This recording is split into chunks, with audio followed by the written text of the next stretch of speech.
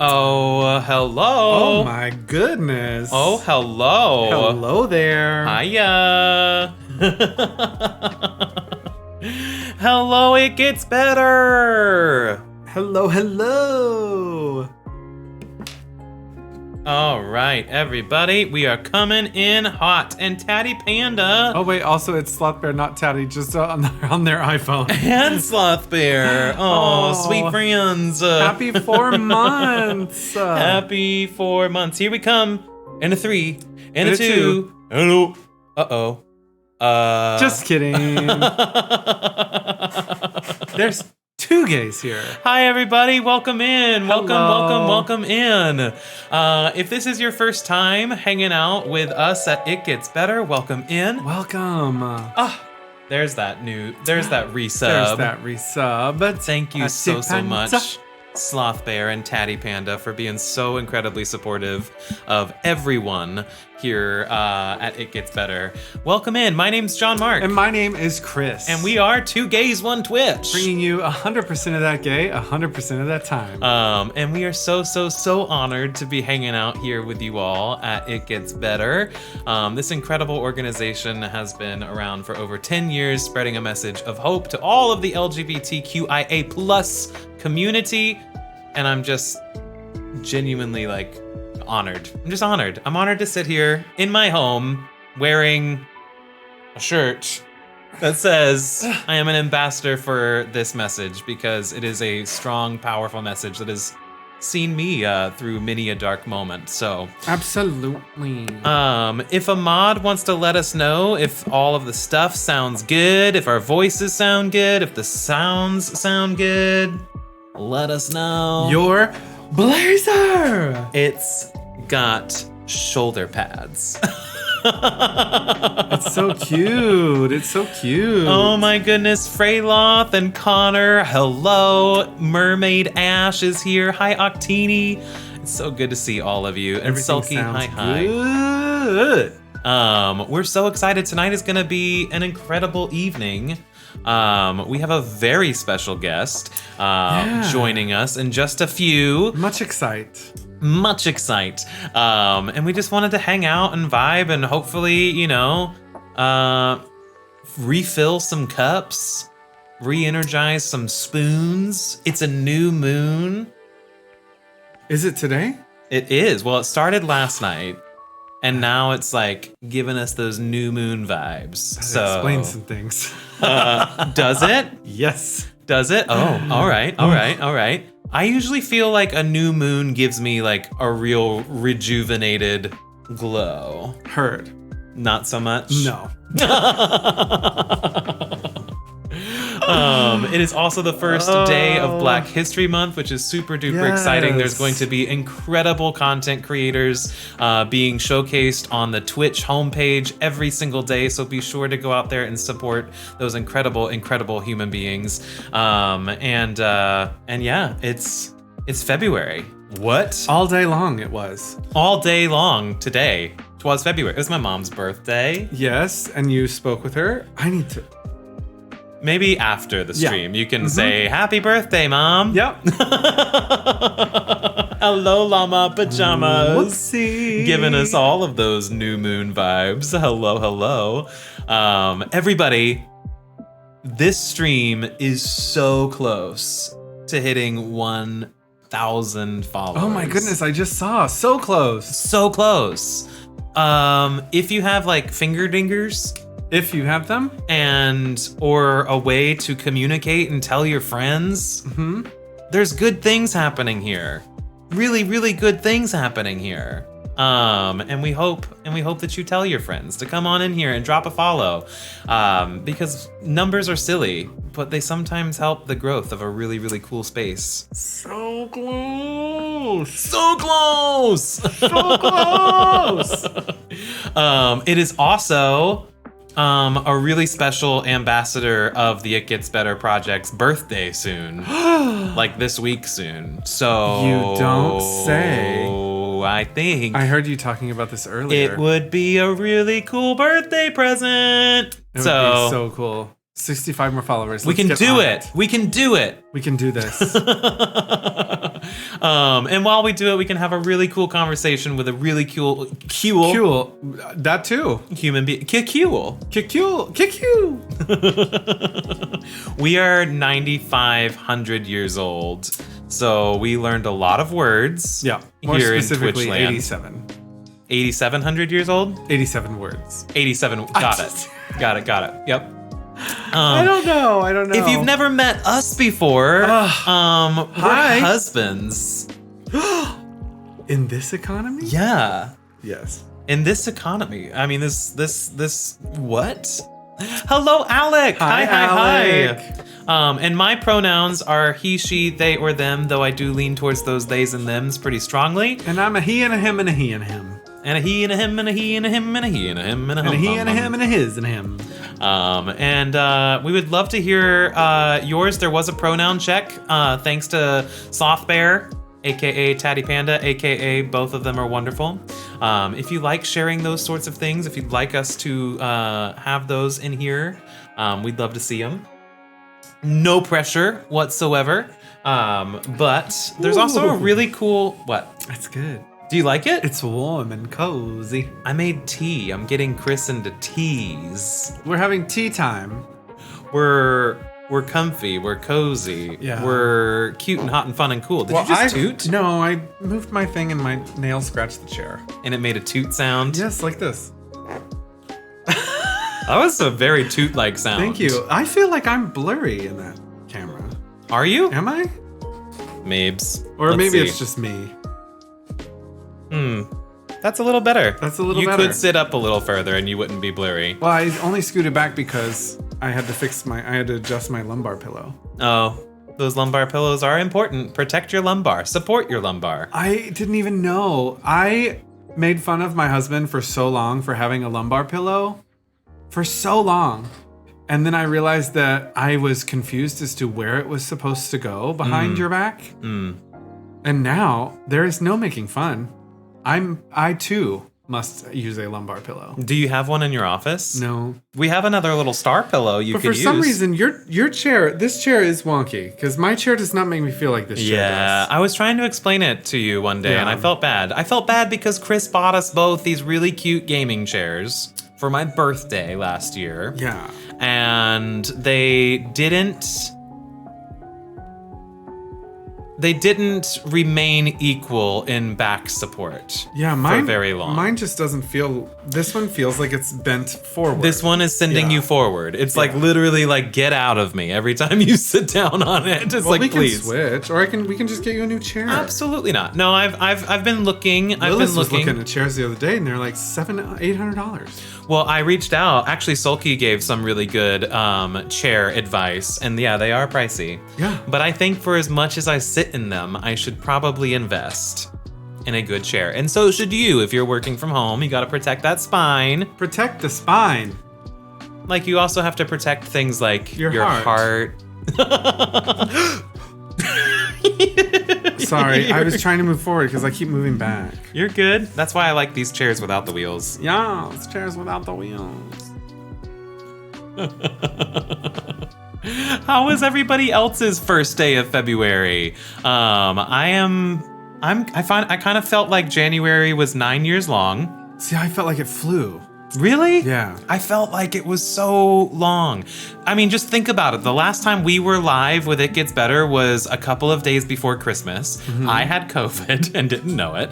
And then that was what, like 6 weeks ago? Yeah. It feels like a long time ago. It feels like more than 6 weeks to me. I hear that. You just don't necessarily agree. Got it. That's fine. Being husbands does not mean you agree. Well, I mean, it's not that I don't agree. I just I just had a different experience. Tatty! Tatty is being so sweet. Thank you for gifting, Tatty, aka Sloth Bear, is gifting to Sulky, and to Connor is Deaf Gay. So Thank you so much. Thank you. Connor says it felt like it did both. Yeah, like it flew and it dragged? Yeah. Heard. Your gaming chair has a lumbar Okay, night pillow. all. Oh, good night, Teddy Panda / Sloth Bear. Thank you for your generosity. Oh, there they go. Lilith is here. Oh, well, hi, Lilith. Oh my goodness, thank you so much. Thank you so much. Doesn't he look incredible? Well, I'm telling you, It's a good look. It's because of the shoulder pads. But your skin is radiant as well. It's a new moon.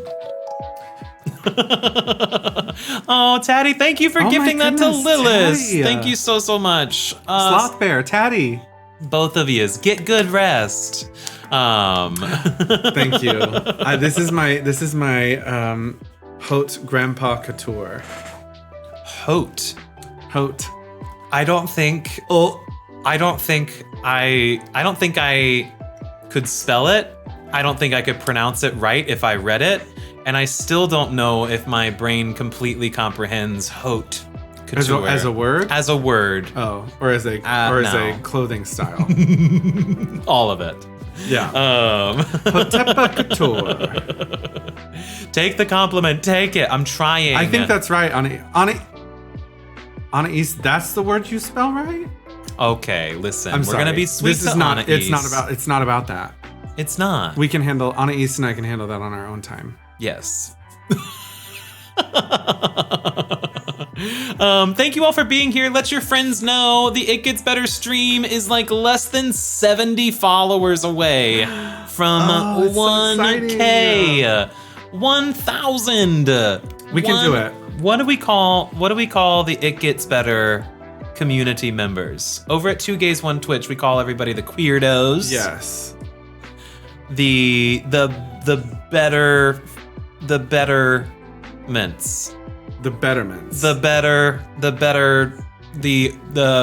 I can't believe it's not better. No.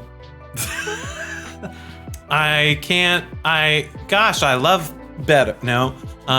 What about doing betterments? Lilith says I will not be doing any follower count calculating tonight. No. Freyloth is very good at math. Thank goodness we have a math gay in the house. Freyloth said not all gays are bad at math. Freyloth. We're so happy that we get to do this. We have a super special guest. Yes, very exciting. Very exciting. We're going to talk about some really important things. But like in a really fun way. But in a really cute and hot and fun and cool way. Imagine that. Being like empowered to speak your truth, but also enjoying yourself. Yeah. That's possible. Yeah. And we're here to talk about it. Yeah.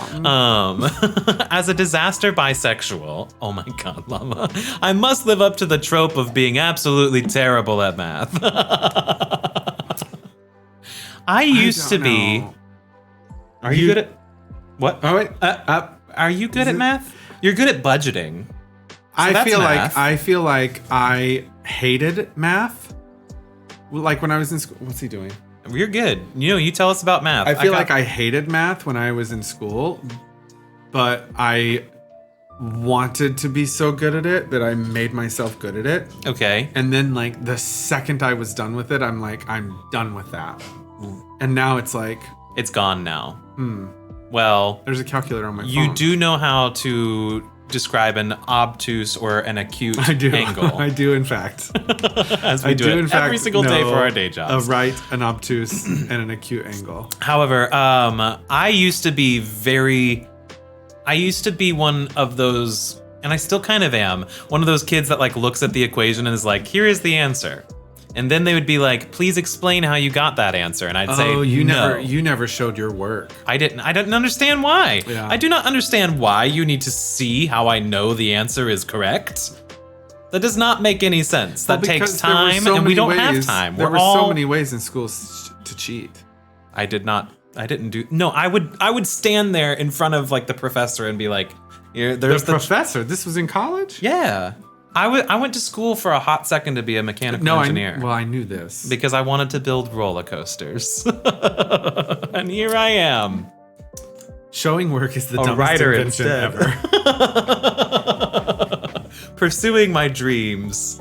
Oh, so JM is telling us that he is a math savant. Yes. I used to be. Yes, and absolutely. now I am not. But no, I couldn't keep up because I got so bored trying to prove the work, which, listen, stick to school if you can and show your work. Don't be like me. Don't tell the teacher that you're too good to show your work. That's not. Is that what you told the teacher? No, not in those words specifically. But yeah, that's basically what you said. am I hearing myself through those? Yes, these earphones right here. Okay, let's turn those down so I don't hear my obnoxious voice from across the room. I like your obnoxious voice. Thanks. Yeah. That's the sweetest thing you've said to me all day. Thanks. Thanks. That's not true. No. You were being very cute before stream. He was Wait, I being can't so remember because I've slept, but has Lilith seen our fireplace? cute. I am very sure. Okay. I think you've slept since today. Well, I didn't know because you stream a lot without me. It's true. It's true. L Bugs just hit the follow button. Hi, L Bugs. Hi, everybody. L Bugs married us. You heard that right. And to some people who would hear that, they would think that she, in fact, is married to us. No. But that is not the case. She performed our marriage ceremony. And it was lovely and it was Yes. beautiful. Hi, my friend. I got my booster today. I've slept today, Chris. I get Good. it. Hey, congratulations. I'm lounging with a fever. No. Our boosters hit us square Ooh. in the jaw. It was not good. Now everybody, we got like 10-ish minutes before our very special guest gets here. And I am so excited. We have been hanging out with the Trans Empowerment Project for about over 6 months now. Yeah, it's been a while. It's been a hot minute now. And I am so excited to be hanging out with the founder and trans empowerment running extraordinaire. And we will be introducing him in just a few moments. I'm married to them. It's true. Oh, wait. Yeah. L Bugs did such a beautiful job. Is a huge lover of all things story, just like we are. And it's another reason that we love the Trans Empowerment Project, because they are all about sharing that story, our stories, and empowering other people to do so. That blessed arrangement. The chat is just absolutely quoting Princess Bride. Princess Bride. Yeah. I had never seen it until L Bugs made me watch it. It wasn't that long ago. It wasn't that long ago.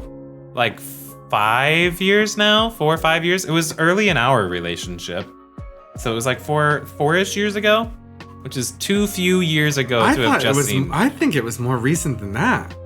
We lived in the place by the mall in Orlando, so it's been longer than you think. It was in our first apartment together. Okay, I can see that. Yeah.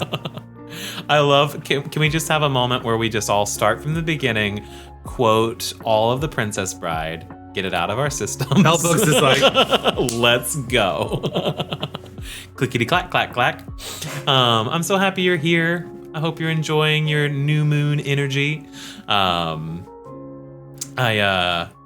just had a brain fart, uh-oh. but I'm back. Is it okay? Yeah. Just gas. Speaking of farting, Chris and I have never done that in front of each other. Speaking of, how's that for a transition? Well, I think it's a good one. I think it's important that the people know that either of us have ever tooted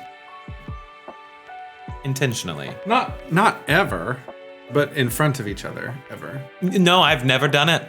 That's Not once. True. That's not true. Nah, never happened. There's never some have I ever fallacies going on up in been here. honest about my tooting history. Well, yeah. Is this knock knock it gets better? Is this the kind of content? Knock, you said. Knock knock it gets better. Hello. Is this what we were asking for when it came to content? Yes.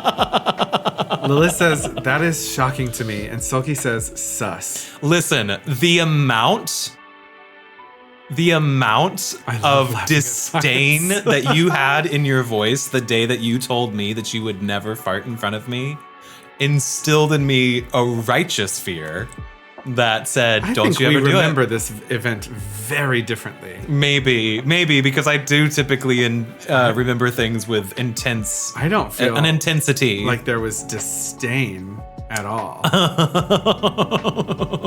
You didn't realize it was a new moon. Also, if the blank is still true, I am impressed. I can't read whatever it typed because we have a mod program on this one. No, it won't. I don't think it'll undo it because we're not the leaders of the channel. Nope. We can't see it. I think didn't L Bugs, weren't you like, didn't we get you booted from our own stream once because of auto mods? Oh, if the fart thing. The is still fart true. thing. Why did it cut that? Well, because we're keeping a close eye. Wholesome. A wholesome toot. It's a toot. It's an astute toot. A toot thing, which if you read it really fast would be a two thing. A toothing. I hope this is what we all came here for. Okay, so very soon. Automod has a mind of its own. I really do. Oh my goodness, does it ever? Very, very soon we'll be welcoming Jack Knoxville to the stream, aka Yes. Activism. Jack is an Afro-Latino trans activist, digital strategist, and keynote speaker. In 2015, Jack became the first trans man to ever run for political office in the southern United States when he ran for the city mayor of Knoxville, Tennessee. And that story is crazy. It's like an incredible story that I'm hoping we get to like hear a little bit of tonight because it inspired me in ways that I'm like, there is no excuse. There's no way that I, JM of the two gays of the one Twitch, can First of my name, can ever say you can't. You know what I mean? Like, it's one of those stories that like really inspired me to be like, no, there's no can't in life. We can. It's my inspirational message to you all. But shortly after that campaign ended, Jack founded the Trans Empowerment Project, focusing on empowering trans folks all over the country and across the gender spectrum. Jack got his first start in community organizing as an activist in 2002 when he started his first nonprofit in response to legislative attacks on the LGBTQ community. And he is now heading up the Trans Empowerment Project, which is stunning. It's stunning and has provided direct aid to over 1,200 people nationwide since its inception. Not only is like Jack like a really cool like activist and amazing human being to so many people around, but like when Chris and I were sick with COVID for like much too long, constantly checking in on us, making sure that we were okay. I know that they just went through it. It was recently Jack's birthday, so when Jack gets here, a big ol' happy birthday. And just one of those people that is like a beacon of light and hope and inspiration, and I'm excited to have him come in and hang out. I guess I should actually, I'll get notified, right? Yes. Oh, when he comes in? Yes. Yes. I'll get a notification. Yeah, you should. It'll tell me, and then I might have to troubleshoot just a smidge, but don't worry, it's not a good stream if there's no troubleshooting. We already did a rehearsal. Is your phone ringing? No? I had like that phantom sound of like, The buzz? not the buzz, but like the wake up, it's time to start your day. Oh, like an alarm? Yeah, like our alarm in the morning. I wish our alarm was that pleasant. Wake up, it's time to start your day. Start your day. I'm sure we could make that happen.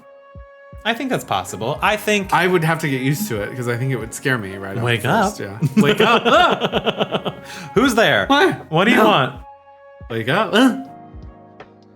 But Tea is so nice. Do you like yours? It's very good. But our alarm is very abrasive. Yep. Sure is. Especially But it's since not yours going is off. usually the first one to go off every day. Yeah, and if it was going off, we would all know it. Yeah. Yep.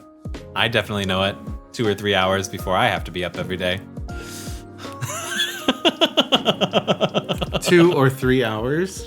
Kind of, yeah. Yep. Yeah. Yep. Yes. Listen, I'm becoming more and more of a morning person again. I went through a stint where I wasn't waking up at any earlier than AM, sometimes PM, and now it's getting better. What, your just ability to get up in the morning? Yeah. I'm actually very good at getting up in the morning. It's just if I don't have a reason to, I'm like, I'm not gonna if I don't have to. That's the thing. I like that your part. cup is turning back. Yeah, it turns back because it's cooling It's off. cooling off. That's so cute. Because it's emptying. I love that. I love that. Emptying. We did tell Jack around like 7:30-ish. So we got some time. I just brain farted. Oh, you do that thing where you go, and I'm like, oh, was I supposed to do something? I don't know. Yeah, you're supposed to like know that I'm brain farting and immediately pick up and keep everything exciting. Oh, Max. Hi, Max. Hi. It's good to see you. Speaking of wonderful people, how you doing? How's your time zone? It's good to see you, Max. I saw a notification, but I didn't hear a notification. What did you see? Well, what did you see? I don't know. It like popped up and then it disappeared. Oh, So how very dare it. Come on, Chris, you're supposed to know everything's going on in James' brain. It's part of marriage, don't you know? And also it's going to start snowing at some point, so we're very excited about that. We are getting more snow tonight, aren't we? I don't know about you, but like A lot. Chris and I love cold, snowy, dreary, cloudy vibes. 100%. Give me a book. Speaking of, you scared me. this is me manifesting some good energy and some good things to happen. Some good. I just read my first book from start to finish since everything locked down almost 2 years ago. Mm-hmm. And it was absolutely beautiful, written by a beautiful queer writer named TJ Klune, Klune. And I'm obsessed. I'm obsessed. And you've started reading the other one, right? Yes, I think it's his it's earlier. Yeah. Hello, Dylan. Hi, Tardy. Hello. Oh my goodness. We're getting ice then snow. I don't like the ice. Ice is scary. Yeah. We got rain all day, and that rain is supposed to change into snow here in like an hour or so. Fingers crossed. Fingers crossed. Yeah, but we're supposed to get like 4 inches tonight. That's exciting. Yeah. Oh, Tardy, congratulations. That's amazing. Oh, what happened? Hold on. My thermos. That's amazing. Oh, wait, the ape. Hiya, pal. Hello, How are you? Welcome in. It's so nice to see you. Oh my goodness. Thank you for popping in. Even if you can't hang out. That's amazing. Thank you so much. We're so happy to be here. We got an amazing guest showing up here in a bit. I want to just double check that I have not done something wrong. Because, well, proud of you for getting back into reading after a long break. That's hard. Yeah. it is. Yeah. It is. I have not gotten back into it. We were doing so good. What? We were both doing so good at reading. Before the pandemic. Like a long time Yeah. before then too, though. Like a year and change before everything. But then we stopped because of Animal Crossing. No. I blame Animal Crossing. Blame Animal Crossing. I blame Animal Crossing. Oh, Ape, genuinely, like wholeheartedly, it's worth the world. We miss you Thank too, you. friend. We love you. And every time we see you on Tuesdays in the indoor playground, we love it so much. Yeah, no, like there was because I tore my ACL a few years back, and I was bedridden for a little while and had to stay home and not go to work, and I read a lot, and that got me going. I'm typically a quick reader. But then everything happened. I used to I used to crank out a play or two every year. Yeah. And I used to write in my journal all the time. And then like everything happened and I just couldn't focus on it. It's just it was like a schedule change. Like our schedule we couldn't get a grasp on our schedule because when we worked at Universal full time, it changed constantly. And so it was hard to kind of get in to form any habits at that time. Yeah, keep going for just a second. I'll catch up in just a second. But I fully, yes, 100% Dylan, I fully blame Animal Crossing for all of my issues because it's wonderful. And I love it so much. But I have had to force myself to stop playing it. I have, for some reason, blocked out your ACL issues. Oh my goodness. Elbows, do you remember? Remember that? Awful. That was a good time. So I just got a text message. And I wanted to push him around in the cart at Target and he wouldn't let me. No, I wouldn't.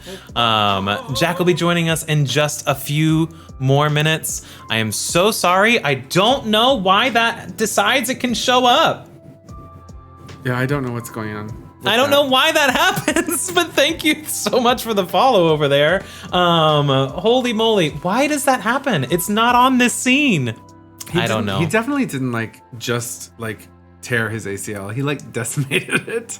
Yeah, it was bad. It was bad times. They put a dead man's toe in my knee. Dead man's toe. Dead man's toe and a dead man's toe. His name is Carl.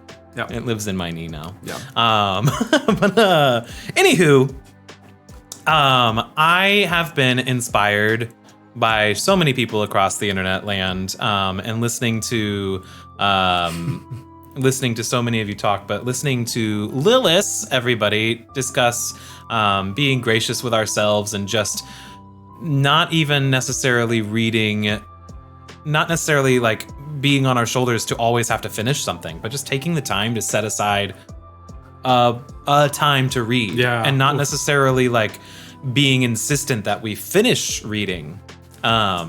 Just luckily enough, I found a story that I couldn't put down, and it was beautiful. It's called Under the Whispering Door. I need to read it. And it was just like a big, gay, warm hug, and I don't think I have sobbed through a book, and there was so many cathartic things happening all at once. It was just, I don't know. It was just, it was a beautiful story, and I can't recommend it enough. I'm excited to read it.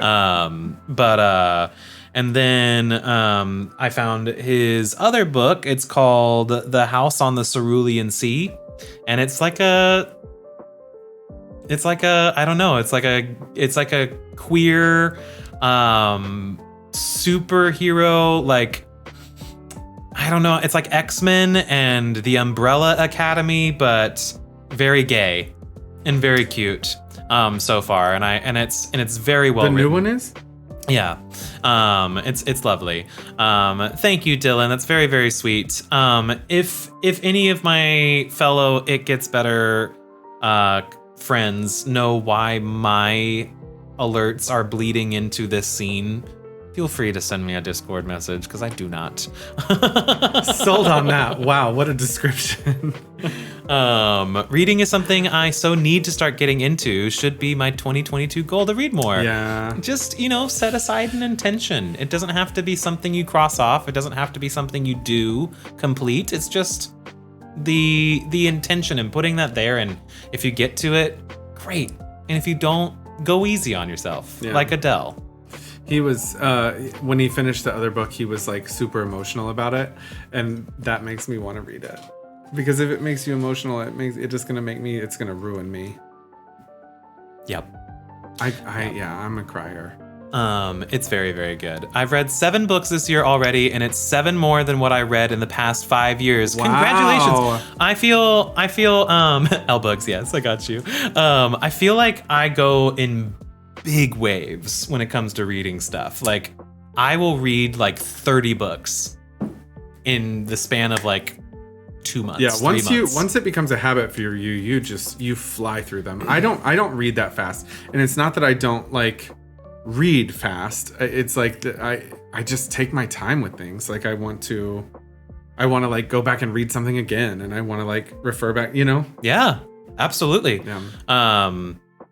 No, and then I typically I haven't either. I typically take a moment to like practice storytelling again. And so when I ingest a lot of stories, then I kind of go, okay, but I personally like to tell stories. And so like I will typically pick up a pen and kind of take the things that have inspired me and try to rearrange. I don't know. Yeah. Yeah. I do too. I'm up until 5 a.m. reading a book. It's insane. Oh, I love that. Connor does not finish books either. How was your tea? It's delicious. I'm really enjoying it. That is a big thing about, it's a big centerpiece of Under the Whispering Door is tea. Is that why you've started drinking a lot of tea recently? No, we were drinking tea before. It was just a really, really lovely thing that tea. We started drinking tea when I stopped drinking. Oh, true. Well, yeah, you more so. I haven't had a lot of tea. I need more tea. There's a whole bunch of it. I know. Right in there. You I can know. have You some. made me some tonight. Books come in waves for me too. It always feels like coming home to my favorite thing. Yes. Tea.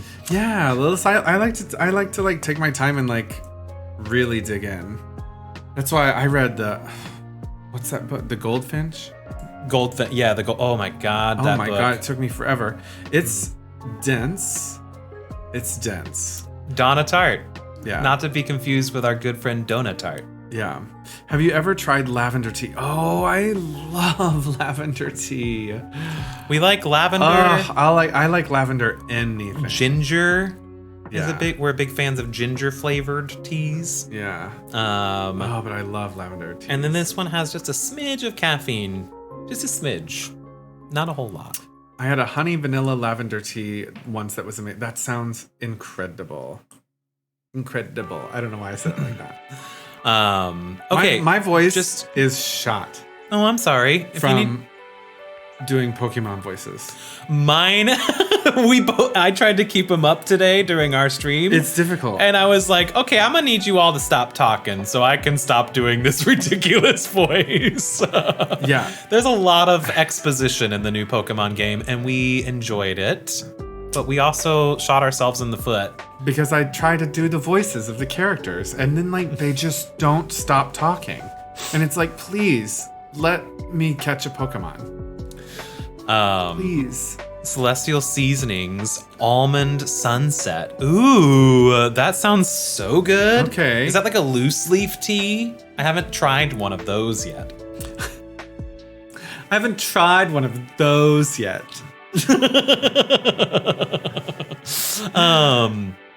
A little update on our very special guest is going to arrive closer to 8 o'clock Eastern. He was finishing work and could join us a little sooner, but I said, hey, please take a second. Moment. Please take a second to breathe. Jack, if you are out there, please just take a breath and relax for a second, and then join us when you can. It'll be lovely when that happens. Yeah. I really want to try a loose leaf tea. And I am today something happened that kind of like pushed me towards going dairy free again because we ran out of our creamer. Oh, yeah. And so I tried to use a heavy whipping cream in my coffee. No. Like an idiot. And it immediately like curdled. Oh! And I was like, this is gross. And I tried to stir it in there, but it was like, I don't know. I've gone vegan before, and it was just a wonderful experience. I'm not positive that I'll go completely vegan, but dairy-free, oat milk is so good. Yeah, I love oat milk, but I would not put heavy whipping cream in my tea. Oh, you're still judging me on that or in mistake. my coffee. Gotcha. Well, I can't get over it. I'm like, No, I just grabbed something. I didn't think it was heavy whipping cream. It looked like a little half and half. Oh, a little carton. half and half, yeah. And so I typed that in there. I poured that into my coffee, and it immediately you are used to sitting at these keyboards. I typed that in there. Um, I typed that into my coffee. Anywho, the mods. If in the chat we got some mod appreciation up in here. Welcome in, Ivy. Hello, hello, hello. It's so good to see you. Hi, Ivy. And hello, is it Lane? Hi, hi, hi. Welcome in. Oatly milk is the best oat milk. All right. Wait, what? Oh, okay. Okay, heard. Oatly. Oatly. I remember Oatly from our shipped shopping days. Those were the days. Use The oat one milk in your oatmeal to make it more oaty. Oatception. Yes. I live. We have friends. L Bugs, were you making your own oat milk for a minute?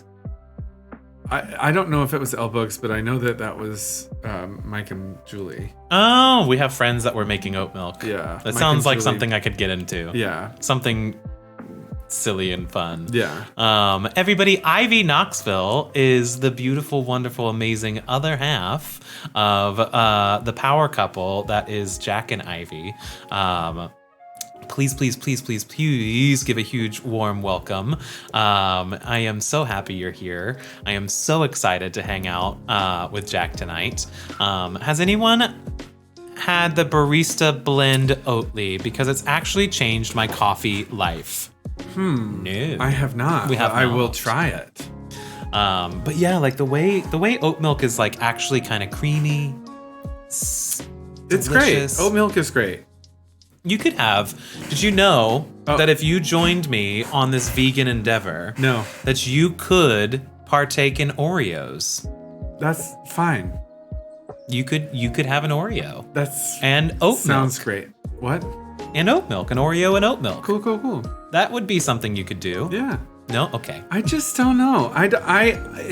If I'm gonna go on that journey, I'm gonna have to do some research about that journey. You know what I'm saying? It is definitely one that you want to like make I'd sure have you to want be to like, do. I'd have to be like, I need to make sure this is for me. Absolutely. Oreo and Oatly. There you go. But Max will join you. Listen, if I go vegan Okay. I'll trade or some vegan even recipes. dairy free, I could no longer. Is there a dairy free whipped cream? And is there a dairy meat free pizza roll? Because I would have to give up pizza rolls and whipped cream, and that would be These are the real problems that we face Tragique. before us. I would hear some good vegan recipes. Like that would be part of the research, Lilith. I was thinking today, if I could come up with a way to make my creamy tomato soup vibe vegan, I'd be set. Yes to whipped cream. Yes to whipped cream. Not so sure about Dairy the free pizza whipped cream and rolls. pizza roll. Dairy free. Yep. Okay. We're halfway there. JM, I have gotten oat milk based whipped cream at Whole Foods before. It's a thing, and it was so good. I bet that's good. I went That's to a Whole exciting. Foods for the first time the other day, y'all. I love Whole Foods. Whole paycheck, as Wispo Yeah. the Willow calls it. Yeah. It It is expensive, but man, you just walk in there and you're like, I feel the same way about our other grocery store here in town, Mariano's. Mm-hmm. It feels like a very Whole Foods adjacent I almost vibe. went there today, but then it was raining and I was like, oh, I think that walk is a little longer. It's actually the same exact It's distance. the same exact distance, so it doesn't matter. Sulky has seen vegan pizza rolls before. That is good news. That is good news. I don't know. There's just to be completely and totally I ate creamy tomato soup for lunch from a carton. Yes. I had mine from a can. Are they cans? They're like plastic Little carton can. little carton cans. Little carton can. Listen, Campbell's soup. Just send me your Campbell's creamy tomato soup, please. It is possible I put it in slow mode. I have a vegan, gluten-free Hot Pocket. You could put Cocoa Whip on that. Ooh. Oh. Bosch Probs has a recipe for pizza rolls. And Jack says you can make an amazing melty nacho-style drippy cheese out of potatoes and carrots. That sounds... I'm curious about that. This is the thing. I stopped drinking, and my mind said, I have so much space. I have so many things, so many places you can put new ideas. Because wouldn't you know it, drinking is not great for your brain. And without it, your brain functions really, really nicely. Anywho, and so now I'm like, oh, like I've got the capacity to imagine cooking a vegan recipe and enjoying it. Yeah. Whereas like I did not for a lot of the last year. Whole Foods is a supermarket haven. I visited my sister's in NYC and was my first time at a Whole Foods, and it was a heaven grocery store. Yes, seriously. It's just wonderful. We had a vegan food truck at my old work, and they made really, really good vegan lasagna. I'm not adamantly. And you can have Oreos. I'm not adamantly opposed. I'm just like, I need to do some research. I support the researching. Okay. You don't have to do it either. I'm just sharing with you all things that I'm excited about. It's Truth. February 1st. It's a new moon. We had a really cool tarot pool this morning, all about like letting go, like looking back and recognizing where you've come from as you step forward into new and exciting good things. And I just feel like February is going to be a good experience for a lot of people. I believe it in my heart. I am manifesting that. I will say that you and I have had very polar opposite beginnings of February.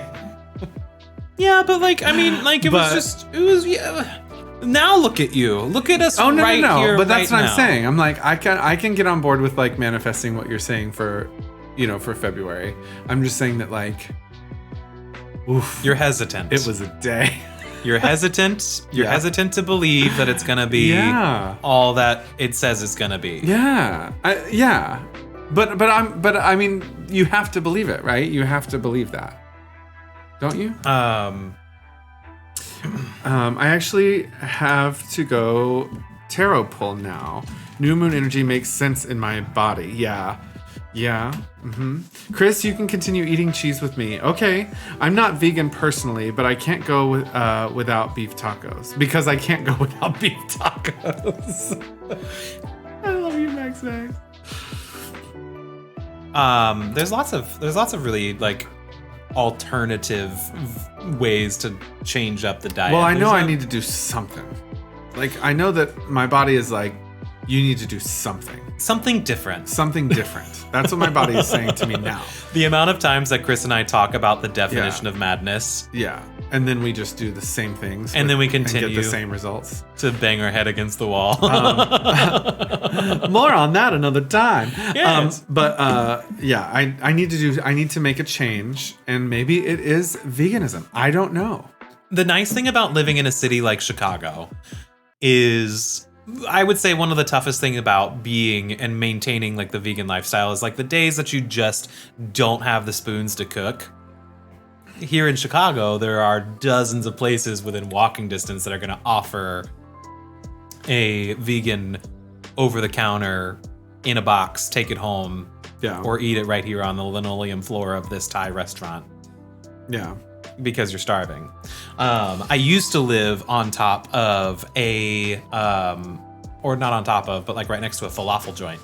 Oh, I love falafel. Do you? I do. There you go. Yeah, I love falafel. Falafel every day. Falafel every day. Every meal, every day. But I will say, since y'all eat chicken nuggies, vegan chicken nuggies are just as good and don't have nasty bits you could get with real meat. Yes. Yeah. Yes. I don't want to think about those nasty bits. What if that was what if that was how we streamed? People would say things and we'd go, mm-hmm. Mm-hmm. Yeah. Mm-hmm. Yeah. Uh-huh. True. Yes. correct? Ah. Yeah. Yes. I've been working on collecting one-pot vegan meals for low energy days that I can share. That's amazing. Yes, please. Yes, please. I will gladly glean from your knowledge. Did I say that right? Glean? Am going to say But is it from? Yes. Glean from? Yeah. Glean your knowledge? No. I think it's one of my favorite things on any Twitch stream Yeah. is watching the Twitch streamer try to figure out how to say a word. Figure out how to talk. Like how it is a streaming person epidemic Glean. that people just don't. I'm still trying to figure it out. That like you start streaming and all of a sudden you second, triple, quadruple check guess every single thing you say. You're like, it's one thing that what? And I'm so frustrated because when we lived in Orlando, we had been on a more consistent streaming basis, and I had gotten really good about streaming by myself. You know, because I stream a lot less frequently than John Mark streams, obviously. But I had gotten pretty good at and comfortable at streaming by myself. That is gone.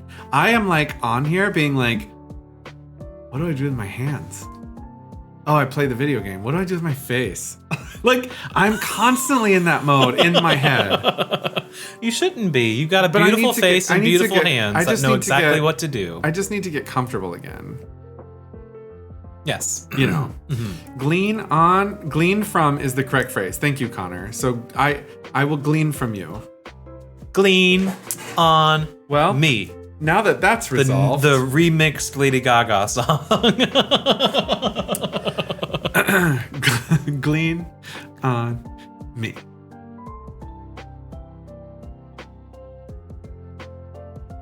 Oh, that's all I can do. I'm tired. I tried to come up with more lyrics to that remix, and my brain said, nah. No, the joke is done. You can just let it go to sleep now. Mess. It's a messy time. It's a messy time to be alive. Books help.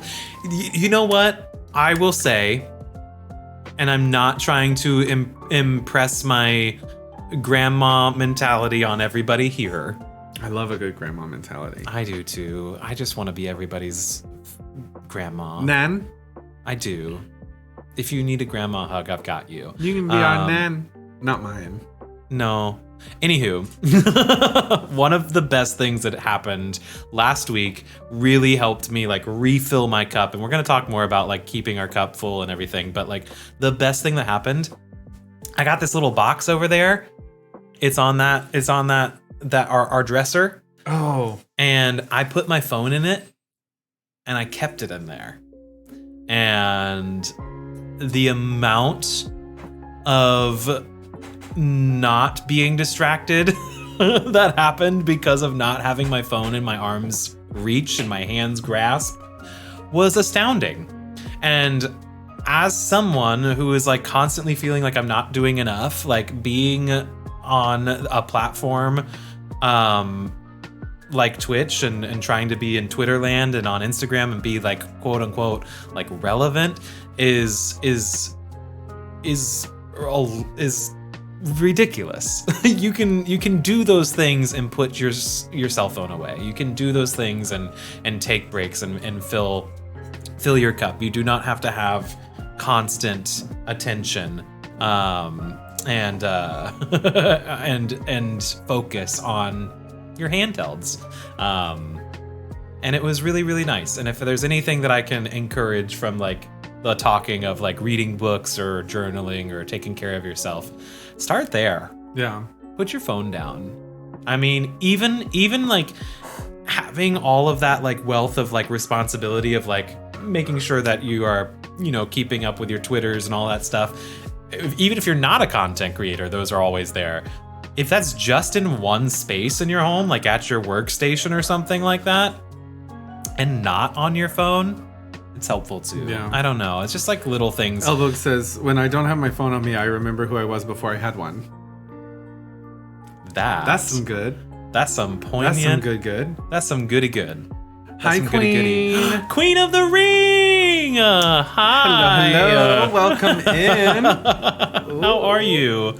So good to see you over here. Thank you for popping in. In just a few moments here. In just a few moments. Go on. We are having a very special guest. Welcome to the It Gets Better Project Tuesday evening stream with John Mark and Chris. John Mark. It's like With so many JM words. and Chris. It's so hard to say. I have to type in John Mark and my very long last name every time I want to sign in to my work. And I'm like, this is bonkers. This is too many words. This is bonkers. I'm already asleep. Well, yeah. Okay, so yes, again, if nobody got the opportunity here, in just a few minutes, Jack Knoxville will be joining us. The founder and what would be the official title? Founder of the Trans Empowerment Project. An incredible friend, an incredible human being, doing so much for the folks around the entire nation. Since 2016, the Trans Empowerment Project has provided aid to over 1,200 individuals, and some of those individuals are my dear friends. Yeah. And oof, the amount of founder and executive director. Thank you, Ivy. Just the fact that has touched the lives of people that have spent time in my home, whom I love very dearly. Knowing that, and then knowing that their breadth and scope and touch and reach just affects so many folks around the country is astounding, and I'm so excited to be able to chit chat with him. We had the joy of hearing a little bit of his story a few months ago in Two Gays One Twitch land, and we're going to glean from him. Yes, look at you, full circle.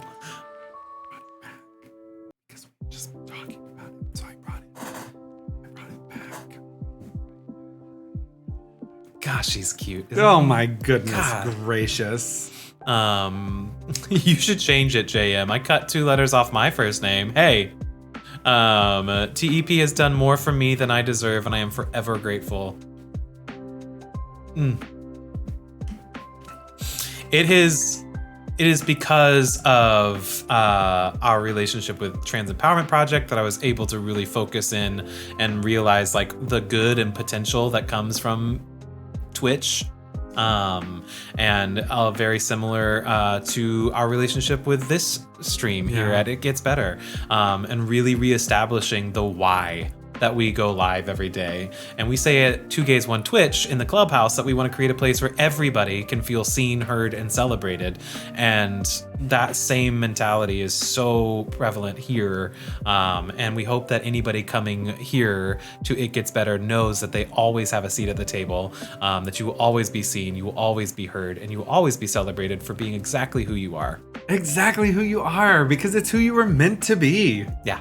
Who you were meant to be is looking at you in the mirror. It's just such a simple concept that I struggled with for so long. Yeah? Yeah. This idea of it's who you're meant to be. I thought that meant so many other things. I thought being on some sort of pedestal. Yeah, I thought it was about what I did. I thought it was about my action, what I did for my job. It's things like that. And then when I stopped, and honestly, I'm still figuring it out. Well, at I think 87, it's a daily thing. At the ripe old age of 87. Afternoon, Autumn. Thank you so much for resubscribing to the It Gets Better project. But you were saying, I was loving what you were saying. No, I'm just saying that I'm still at age 87 figuring it out. And that, I hope, is said to give hope. Oh, that no 100%. matter what age you are, it's always going to be the endeavor to understand ourselves better, No, I mean, I'm 100% encouraging you. If you're out there and you are struggling with the fight, I'm telling you that you are who you are meant to be, and that these feelings that you feel are right, and love has a huge, crazy definition of emotions and feelings, and just because you struggle in figuring it out, and maybe some other people have struggled with your figuring it out, doesn't mean that you're wrong, and it doesn't mean that you have to fight it, because you just have to embrace yourself, because you are exactly who you were meant to be. Very lovely. Yeah. Yeah. It's the tea.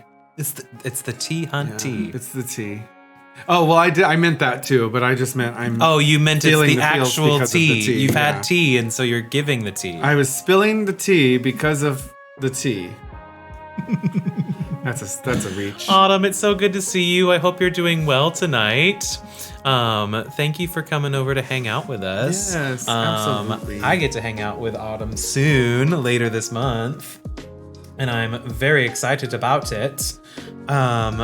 Work, leave me alone. I know. They never do. Work just wants me to pay attention to them and only them all the time. They never do. And they never leave us alone. They never leave us alone. They left me alone today because I was like, leave me alone. And they said, okay. And they were like, we'll talk tomorrow. Maybe that's what I just need to try doing. Maybe I just need to be like, hello? Well, making sure here that I have sent. Cheersing from a distance. Cheers. I'm all out of tea. I love that emote. Oh my God. I keep trying to use we've got two computers here because I've got our 2G1T streaming computer here. And then right next to it is my work computer. And it requires a second mouse that I cannot click on. My brain does not understand. There's a lot going on. There's a lot going on. We have a lot going on. Oh no! Are you crying? Yeah. Oh, babe. Don't cry. Shh, shh, shh, shh. Oh my gosh! Don't Can I tell that story? No. I would You love can to tell that story. It's a good story. Wait! We'll have to wait because we have a very special guest here. Goodness. Someone is in the waiting room. Someone's in the waiting room, and I'm very excited. Hopefully, I'm gonna hit the buttons right. We'll probably hear some friends first. Hello. Their audio is connecting. Audio is connecting. Their audio is connecting. Audio is connect. This is so exciting.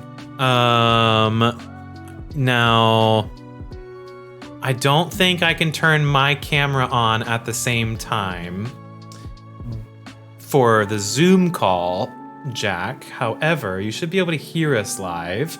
Let me make sure I hit the buttons correctly. Ah! Hi! You look so good. Look at you! How is it going? How's it going? Oh my goodness! So better good. now. So good. Let me turn down my music just a smidge so I'm not overpowering everybody with the dulcet sounds of video game lo-fi. Everybody, please welcome to the stream the one and only Jack Knoxville, aka Jacktivism. Are you able to see the chat today, Jack? I just had to figure out the mute situation because there was a delay and an echo, but I think I got it figured out, so I think I'm good. You're incredible. Thank you. Thank you. Everybody, Jack is here. I'm so happy to see your face. Oh my goodness. I feel like we have done so many we have sent so many text messages and so many messages back and forth about wanting to hang out. And then the only times that we can actually hang out are when we're doing something cool like this, which is wonderful. But my God, I hope you're doing well. How was your birthday week last week? You know what? My wife actually made sure that it was fantastic. So Oh, I love it. Yeah, it was a really good time. I got the coolest Doctor Who backpack. Oh, I love Doctor Who. We have the Yeah. TARDIS right behind us. Wait, I have to turn off my virtual background. Let me try this. Okay, so Ah! yeah. My Oh, brand that's new backpack. amazing. Yeah. I love that. Is that the 13th Doctor's like colors on it? Oh, I love it. This backpack is amazing. And then she got me a book on Whoology. Oh, that's great. I'm gonna have to go look for that. Is it just called Whoology? Yeah. There are some people in this chat who I know will need to pay attention to that as well. That Yes. is, It is. It's bigger on Doctor the Who, inside. The official miscellany. I love that. That's amazing. There's some sort of big like story arc happening in the Doctor Who universe right now that I guess isn't being like directly given to the US yet. I don't know, but like I think like their new season is happening and I haven't been able to catch up. It looks very good though. Jack, it's so good to see you.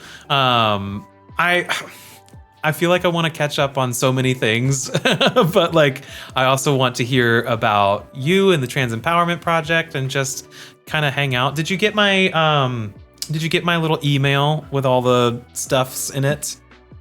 I did. Hold on. I have to go grab something off the printer. Perfect. Oh my goodness. Everybody, if you've never heard of the Trans Empowerment Project, they're an incredible organization. And I love the phrase that pops up right as you open up their website that says, we cannot claim actual equality in this country until disabled trans people of color are thriving, and not just living, but thriving.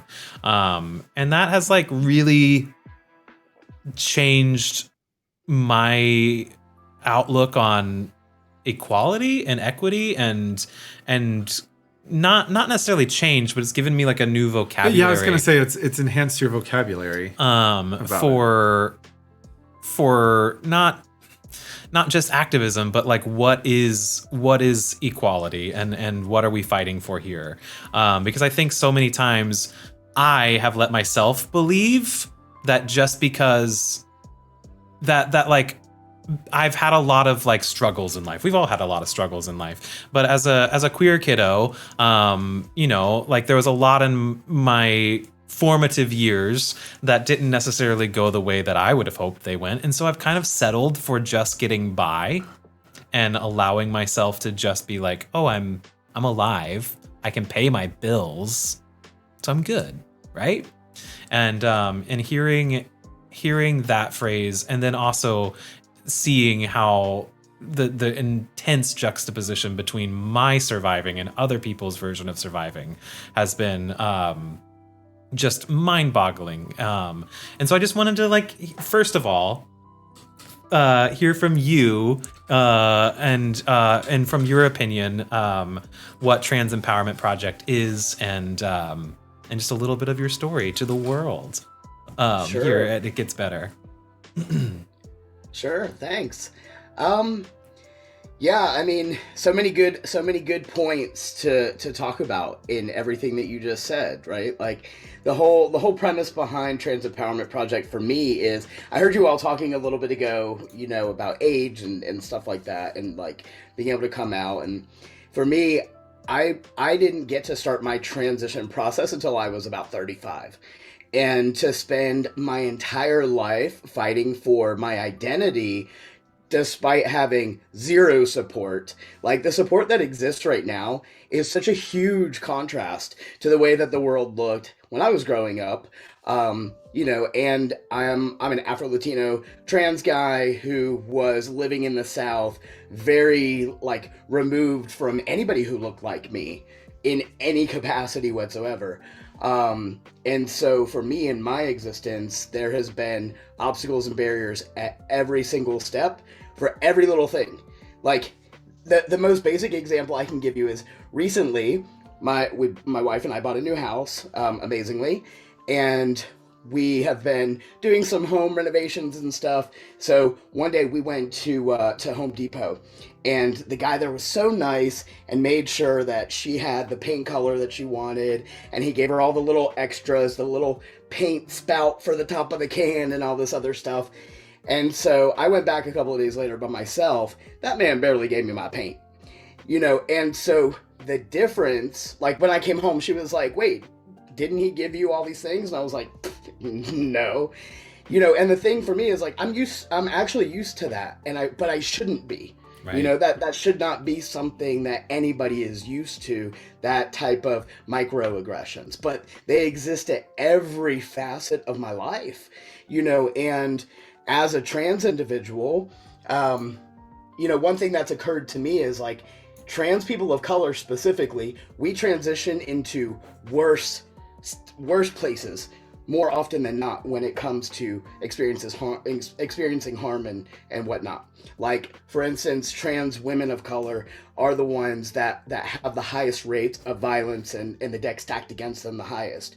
Then for trans men, we're coming from an environment like, as I was growing up in the South, I may have still been surrounded by racists, but at the same time, they would at least hold the door open for me because of their perception of me being a female, and that's the ingrained Southern gentleman thing.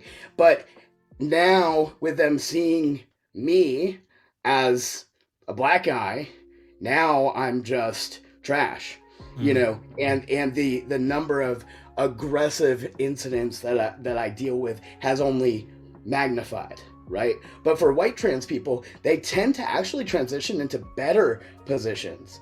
And so for me, that's a big part of our work at Trans Empowerment Project, is to help people understand the power that you do have, not to shame anybody for it, because we can't help where we were born into these layers of marginalization. But what we can do is we can help each other up. And when you realize who really is at the bottom and who needs the most power, like that's the model that we should be working on. We should be making sure that the people with the least amount of power right now have access to the most number of resources, because that's what levels the playing field and that's what makes the game fair. So from there, that's where we can start building power for each other, is taking the time to realize where you are in your identity, in contrast to the rest of the world, even in proximity to the next person. Like when you're standing in think about this, okay? I want you all to do a little experiment. The next time you go grocery shopping, think about your distance in comparison to other people. Now, I know that's something that more people have been thinking about because of COVID, but one thing I've noticed is, the people who tend to not have respect for each other, they stand so close, or so, it's like oppressively close. But the people who have dealt with the most amount of trauma and stuff are the ones that are the most hyper aware of how far away we are from other people. And the level of anxiety that just carrying that into a grocery store, that this is what people are existing with. And so we need to be kinder to each other. We need to understand that the things that we're dealing with are very different from what each other is dealing with. And, for me, like I said, it's really about doing what we can to lift each other up out of oppression, which is how Trans Empowerment Project was born. Right. So when in 2015, I actually ran for office in Knoxville, Tennessee. I became the first trans guy to run for political office in the Southern United States, which was amazing. My campaign was not amazing. I had no clue what I was doing, but it was fun. I made it fun. I got to know people. I canvassed. I raised all of $90 whole dollars, and I took that money and I got stickers of my face and plastered them all over downtown, and I got 3% of the vote as a write-in candidate. But that was a historical moment for the trans community, especially in East Tennessee. It never happened before, and then to find out like it hadn't happened anywhere in the Southern United States was pretty amazing. And since that time, like I really like, that was my ability to finally connect with more people in the trans community and to hear their stories of experience too. JM, I know you're a fan of storytelling, and I think that is one of our biggest assets that we have as human beings, is to tell our story and to make sure that we're making space for others to be heard like you all do. I really appreciate the fact that you take the time to make space for others to be heard, and that you do open up spaces for me to take over and tell my story.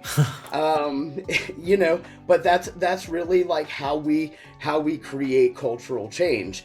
And that that's a whole nother thing right there. So I'll pause for a minute because I know I can get real excited. Oh my I goodness! love If we it, could just Jack. sit here I and love listen it. to you. I'm like, Oh my god! No, storytelling is so important. And it's just it's on a very simple scale. And taking everything that you've just said. Of a super simple scale, that something that was made really clear to me really early on in my queer journey, and being out, is that a lot of people found out that I was gay from other people's mouths. I never came out myself to so many people, and oftentimes a lot of the opinions had been delegated to others based on what they thought of a situation, rather than hearing my story from my mouth to their ears in front of them.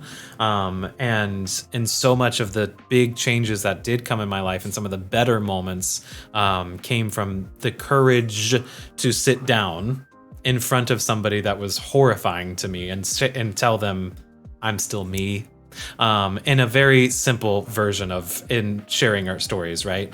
And the most recently, for us as a couple, is Chris and I, Chris's mother and I hadn't met until after we were married, and a huge change in our dynamic as a family came from actually sitting across the table from her and letting me be a tangible person rather than a horrible imagined nightmare, if that makes any sense. That of her own creation, right?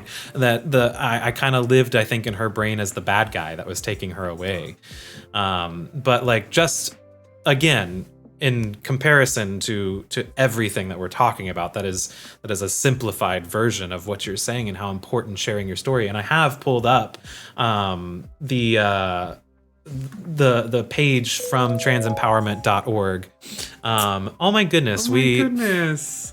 Nova Jones just popped in here and gifted 5 subscriptions to the It Gets Better project. Thank you so much. Thank you so much, Nova. Thank you, friend, for being sweet in that way.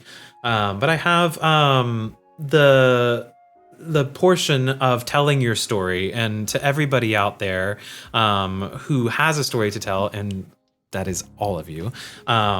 One of this lovely excerpt from that page just says that you can join the Trans Empowerment Project in reclaiming your power to move to create meaningful change by learning how to tell your story. Because, like Jack said, storytelling is one of the most powerful tools in your arsenal, and has been neglected for too long by our folks, trans folks. We believe now is the time for our communities to learn how to use their voices and to change that. And there are so many absolutely incredible resources. Oh, Dylan, thank you for gifting that to Jack. Via the Trans Empowerment Project, on how not just to share your story, but how to learn how to share your story. Do you have any expounding upon for those resources, Jack? Yeah, so a couple different things. I mean, first and foremost, you have a right to claim your story. That's your lived experience. Don't let anybody take that power from you. And that's exactly what that is. That's power. And a big part of why this community remains oppressed right now is because we're not in control of that story and that narrative of who we are as human beings. We have other people telling us who trans people are, but we know who we are. And that's exactly the thought that really launched Trans Empowerment Project for me, was as I was meeting people and running for office, I was hearing, a lot of similar experiences of like dysphoria, depression, isolation. I mean, I was in East Tennessee, which literally prides itself as being the buckle of the Bible Belt. And so, so a lot of people were feeling very rejected and like couldn't find that like community. And so for me, I was like, okay, this is what we have to fix. Like, we don't need to wait for other people to tell us that we're badasses. Like, we just need to validate ourselves and like be those people that we are. And so the first thing I did was I organized a clothing swap. And, I just asked my friends who all were connected with other organizations or maybe volunteered in other places or, was a hairstylist or whatever. I just asked all these people, like, hey, do you have some clothes that you want to get rid of? Like, I want to do a clothing swap and just give these clothes away to the trans community. And the number of people that were like, take all of the clothes was just immediately was like, yes. So I had enough clothing that we gave away free clothes to over 100 trans people, and had enough left over to fill the back of a pickup truck, which we gave to the Disabled Veterans nonprofit group that was in Knoxville. And so I was like, okay, well, we need to do this multiple times a year, at least spring and fall, because, obviously seasons change, people have needs. Like, just the fact that 100 people showed up that first time showed me that there was a huge need. So I decided I wanted to do them during, typically we were doing them in March and November to line up with Trans Visibility and also Trans Week of Awareness. And so by the third clothing swap, we had enough leftover clothing to fill a 15-foot U-Haul, which was just amazing. And that clothing, we now have a 10-foot by 10-foot storage unit, which we use to give out clothing packages to people all across the country.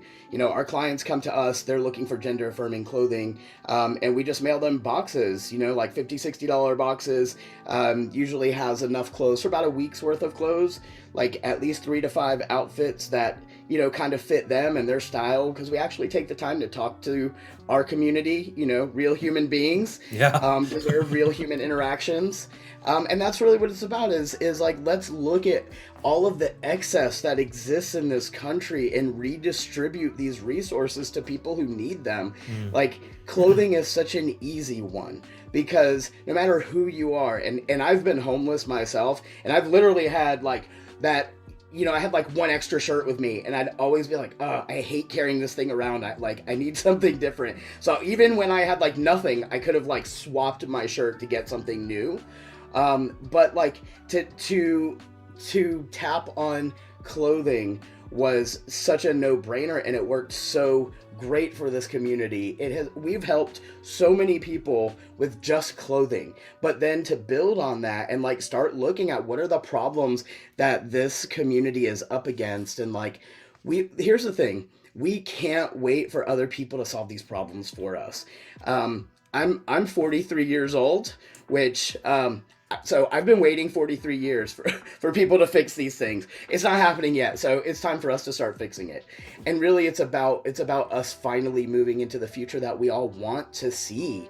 This is so important. Like, all of us, I feel like every day when I'm scrolling, whether it's like just scrolling on Facebook or Twitter, I see so many videos of people that are just angry. Yeah. And there's so much despair and frustration and anger and all of this like ruminating in this country. And we have to move past it at some point. So what is the solution? Do we just go into war and like just fight everybody? I mean, because that's draining and miserable. So instead, what we can do is we can start building the world that we want to have exist. We can start lifting each other up. We can start being the voices that we want to hear. We can start painting the pictures that we want to see, writing the music that we want to hear. Like, it's time for all of us to like pick up that paintbrush, pick up that hammer, whatever it is that you feel comfortable, however you feel like you can show up and leave this world better than you found it. Yeah, you're doing a great job. That's all you can do is like just be better. And the other thing is, like, you don't have to compete with other people. Compete with yourself. For me, like, the moment that I stopped worrying about how I was stacking up to everybody else and just started competing with myself to like be better, I started winning in life. Things started getting better because I wasn't so wrapped up in what other people thought of me or what, like all of those things that tend to weigh you down. They just weren't bothering me anymore because it was now my standards. I don't have to live up to other people's standards. Like, we don't. Right. We don't owe anybody anything. So be the person that you want to be. So if you're going to give them that energy, give them good energy instead of, if you're going to give the people around you like all of that, like focusing on comparison energy, why not shift that into like what you can do for other people? And to be better energy. And to be better energy. I wanted to take a quick second to say thank you so much for gifting 5 subs to this beautiful stream.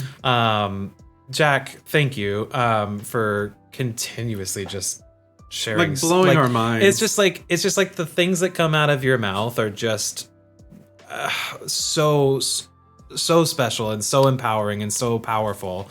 And you are talking about so much sharing your story and inciting in others to be able to share theirs. I'm curious where that strength comes from, and if you were looking a younger individual in the eye, maybe and still in the high school ages, like where to find that strength to share the story, to pick up the paintbrush, to write the song, you know? And I just would love to hear from your perspective how you find it and how you inspire others too. Yeah. I'll be honest with you, my whole life people have done everything they can to shut me up. And the more they try, the louder I get. I mean, you know, for me, success became the best form of revenge, because I'm not focused on negative energy and like tearing other people down. I'm focused on making myself better and making sure that other people around me are left better and all of that. And so, yeah, I mean, like I grew up with in a very abusive household, and my father did everything he could to deny my existence in every capacity I could possibly name for you. But one of the things that he was notorious for was he actually used to keep a tape recorder on the phone. So if I was telling people about the abuse that was going on in my house, he knew about it. Oh my God. And then he would call them and make up like these crazy stories to like cover up whatever had been going on. And that inability for me, like feeling like my voice was constantly being taken from me, just infuriated me.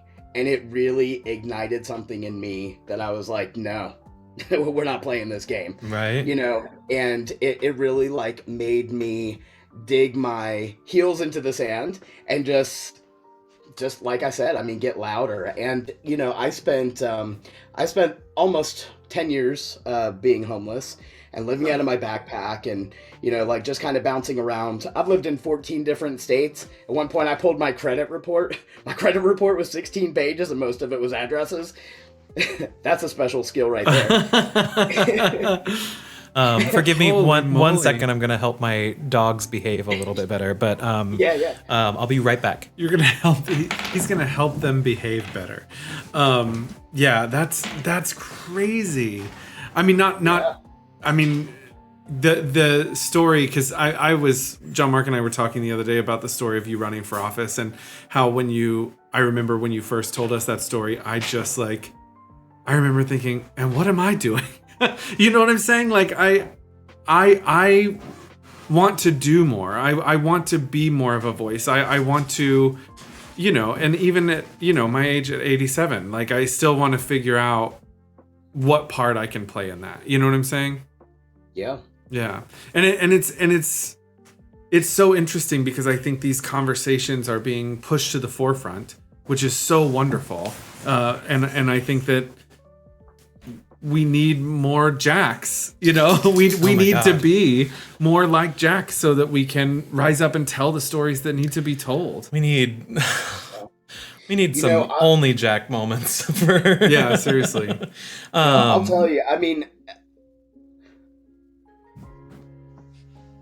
oh wait, I'm sorry, there was a delay for a second. You're okay. When it comes to, you know, like telling my story and stuff, one other thing for me that's very important is like, most people's experiences are very, very different from if you're not a disabled trans person of color, if you're not a trans person of color, the experiences of life are like night and day for us, honestly. Especially because there's just so many levels of marginalization and there's so much harm out there. And unfortunately, what we tend to see in this world is the worst that people have, right? Like in those moments where I'm hanging out with some friends, my friend walks into another room, I'm going to see the worst in that person sitting in that room 9 times out of 10. There will be that racist comment. There will be that transphobic remark. There will be that thing. It happens all the time. And so it's really important that other people understand that this is the experience. You know, like recently, Trans Empowerment Project, we've been sitting in on some conversations with other organizations that are working on like student loan debt. And they were talking about how, you know, like Black women carry a lot of the burden with student loan debt, and that's really hard for them to shoulder. But like, you know, for trans people, it's even harder because there's so many things there's so many obstacles to our existence. But the thing that I love is that this community is getting more visibility. We are getting a chance to tell more of those stories. And so people are starting to get it. They're starting to invite us into those conversations. They're starting to recognize that, you know, this is the truth of our existence. So we need more people to tell their stories, you know, exactly like what we're talking about, and just opening up and being real about the experiences that you are dealing with in this world, because those experiences are valid. They're very important to us as a society to be able to heal and move forward into that more equitable future that we all want so much. Yeah. Because we've just got to reckon with that truth and move forward. That's so hard to do. Sorry, I'm looking at you over here and then over at us at the stream, and so my eyes are all over the place. But it seems like that is the hardest part, it seems, in conversation. And like you just like recognizing the truth and then moving forward. And it seems as if we find ourselves as a society, as culture, as people, we want to talk about what we're experiencing. Like I'm experiencing sobriety, and I want to talk about sobriety with everybody, but not everybody wants to hear about my sobriety. But the second I find someone who is willing to talk about sobriety, oh my gosh, I want to talk about all the things sobriety. And we can talk and we can talk and we talk. And it's so important that you're not just talking about it, but that you are moving forward with what you know now. And what I know now, sorry to simplify this with sobriety, which isn't necessarily simple, but for me to like just talk about it and not actively find things and smaller new habits to become big habits to fill the space that I occupied so much time with my drinking, then I'm going to start drinking again. And if you continuously talk, if we as a society continuously talk about the recognition, bless you. Sorry. The recognition I tried to hold of it in for so long. Don't hold in your sneezes, you'll pop. But I feel like, and correct me if this is too simplified, but like to continuously talk about it and to not move forward is not doing anything. Like we're just spouting ourselves in circles. And where is do you think in conversation and in mixed conversation the key or the thing that really unlocks the ability to take a step forward? Because I feel like, not in Twitch land, but in my corporate life land, there is such a conversation of this exact thing and recognizing the hard truths and not necessarily moving forward at all, but continuously it's just a bunch of talk. So much. And every individual deserves to be able to share their story. But how do we as society take that and move forward? And it's You know, yeah, I just I'll leave it at that because I would love to hear your words. Yeah, I mean that's an excellent question. I mean, first and foremost, like we all want to be heard, right? But we also have to take the time to listen to other people because we can't have it both ways where you're only going to be heard or you're only going to listen to people. It doesn't work that way. Like we have to make space for each other. Once we start to feel seen and validated, I think a lot of the angst and anger will start to like come down a little bit because that's a big part of it, right? Everybody wants to be heard right now. Everybody wants to be the loudest voice in the room. Nobody seems to be willing to budge, so it's just a bunch of screaming people. That's it. That's all I feel like. Oh, 100%. Yeah. And so at this point, it's like, how can you even listen to any of that? But really, it's for me, what I do is I try to align myself and find the people that are working on the solutions and working on the world that I want to exist in. So folks like yourselves, you know, that have positive spaces where people can be heard, but also are actually creating some joy, because that's the next step, is like, we have to move out of this space of harm and like talking about harm, because I deal with this in my other role. I also work for Sierra Club, and I work on digital tools and organizing and all kinds of stuff. So I do environmental organizing as well. But, you know, like with that stuff, it's like the same thing as like all of the emails that I see, all of these organizations sending out, a lot of the larger nonprofits, it's all about like doom and gloom. And it's this almost like people are addicted to trauma at this point. We like to talk about the trauma, but that's not fun.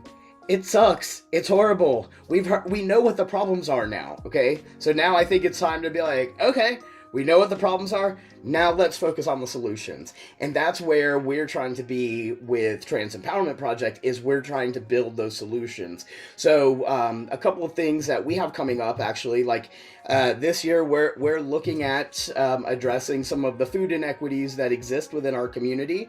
And we want to teach people how to launch their own community gardens, community refrigerators, pantries, things like that. So we're going to have some organizing opportunities. If you want to put something together in your town or with your school or whatever, like, reach out to us. We will hook you up. We'll bring you in. We'll show you the ropes. And, you know, we'll put you on the map, literally. And we'll make sure that folks can connect and get their food needs met, because that's a huge need in this community right now.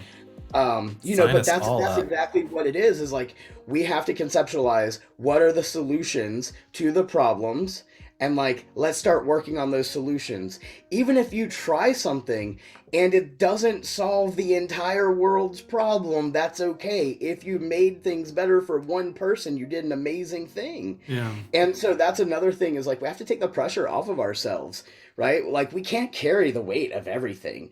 And so when we're looking at everything outside of us and we're like, oh my gosh, everything is so heavy, it's so difficult to like understand, how do I unravel this wad of Christmas lights that is society? You know, you're like, you have to look at it and say, okay, so I can't get this entire ball, but what I can do is I can fix this one little knot here, and then maybe this one here, and then I'm gonna hand it off to JM, and JM's gonna fix a couple, and then JM can hand it off to Chris, and we can move it down the line. And like, that's one of the things about organizing, you know, just being able to pay attention to the people around you and the things that they're good at, and like helping show them like, hey, you know what, you're like, for instance, we had over the summer during Pride, we did an event called Voices for Visibility. And so we brought in, we had 8 non-binary musicians that showed up and did a virtual concert for us. Cool. And that was their way of being able to tell their stories through their music. You know, like, we don't have to have those rigid rules anymore. We can allow people, exactly like I said earlier, to show up in the ways that are the most meaningful for them. You know, and like, let's bring people to the table. Let's ask them what are they good at? What do they want to do? Instead of forcing them to do things they don't want to. Like, you know, a lot of volunteer opportunities come along with like check this box, sign this petition, but like, what is that actually doing for change? Because that doesn't feel like I'm actually doing anything. Right. For me, like, when I'm doing something, what I like to do is I like to tap into things that allow people to be creative. And again, to have fun. So like, part of what we're working on this year is bringing a lot more creative elements into our organizing and like letting people like create art pieces in response to things that are happening in the community and like showcasing all these other folks' work. Every week we do a Follow Friday where we lift up somebody in the community that's doing something amazing. Then we do a Spotlight Saturday for an organization or a business that's also doing something amazing for the community. And really, again, it's really about just sharing as much space and as many of resources as you can with all of the other folks around you. Yeah. I'm just gonna Yeah. just gonna I don't know what else to do except for applaud, because like I mean there's so many truths to unpack in everything you just said, and if you have anything you would like to say, please jump on my Wagon? Yep. Sure.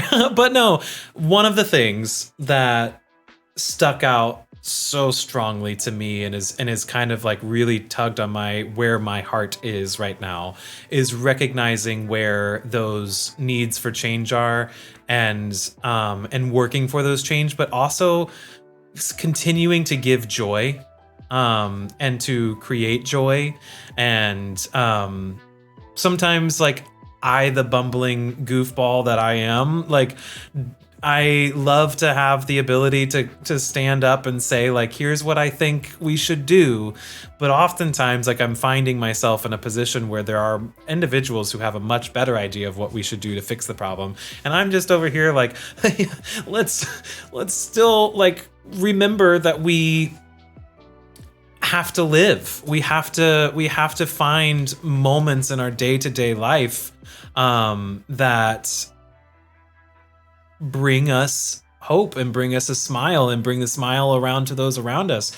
And I'm not saying that I don't have a role to play in activism, and we can get into that in a myriad of ways. But what I am saying is like the key balance to finding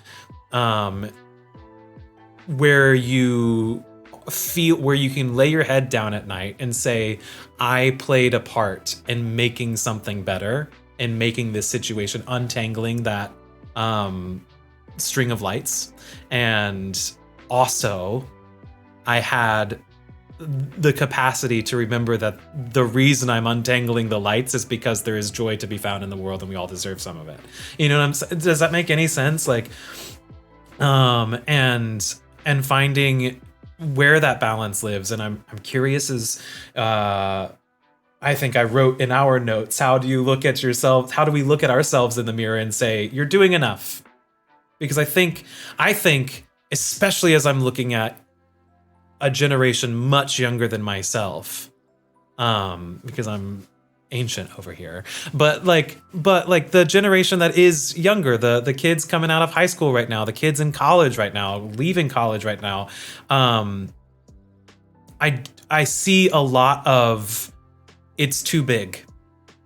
It's too much. I don't know how to get my hands in there and be of help because it just feels like it's too big. And like you see that from them, or you see that, or you perceive that in looking at that generation? I hear it. I feel it. Oh, and okay. whether it's on Twitter, whether it's in memes that people share on the Instagrams, just the general consensus of being overwhelmed.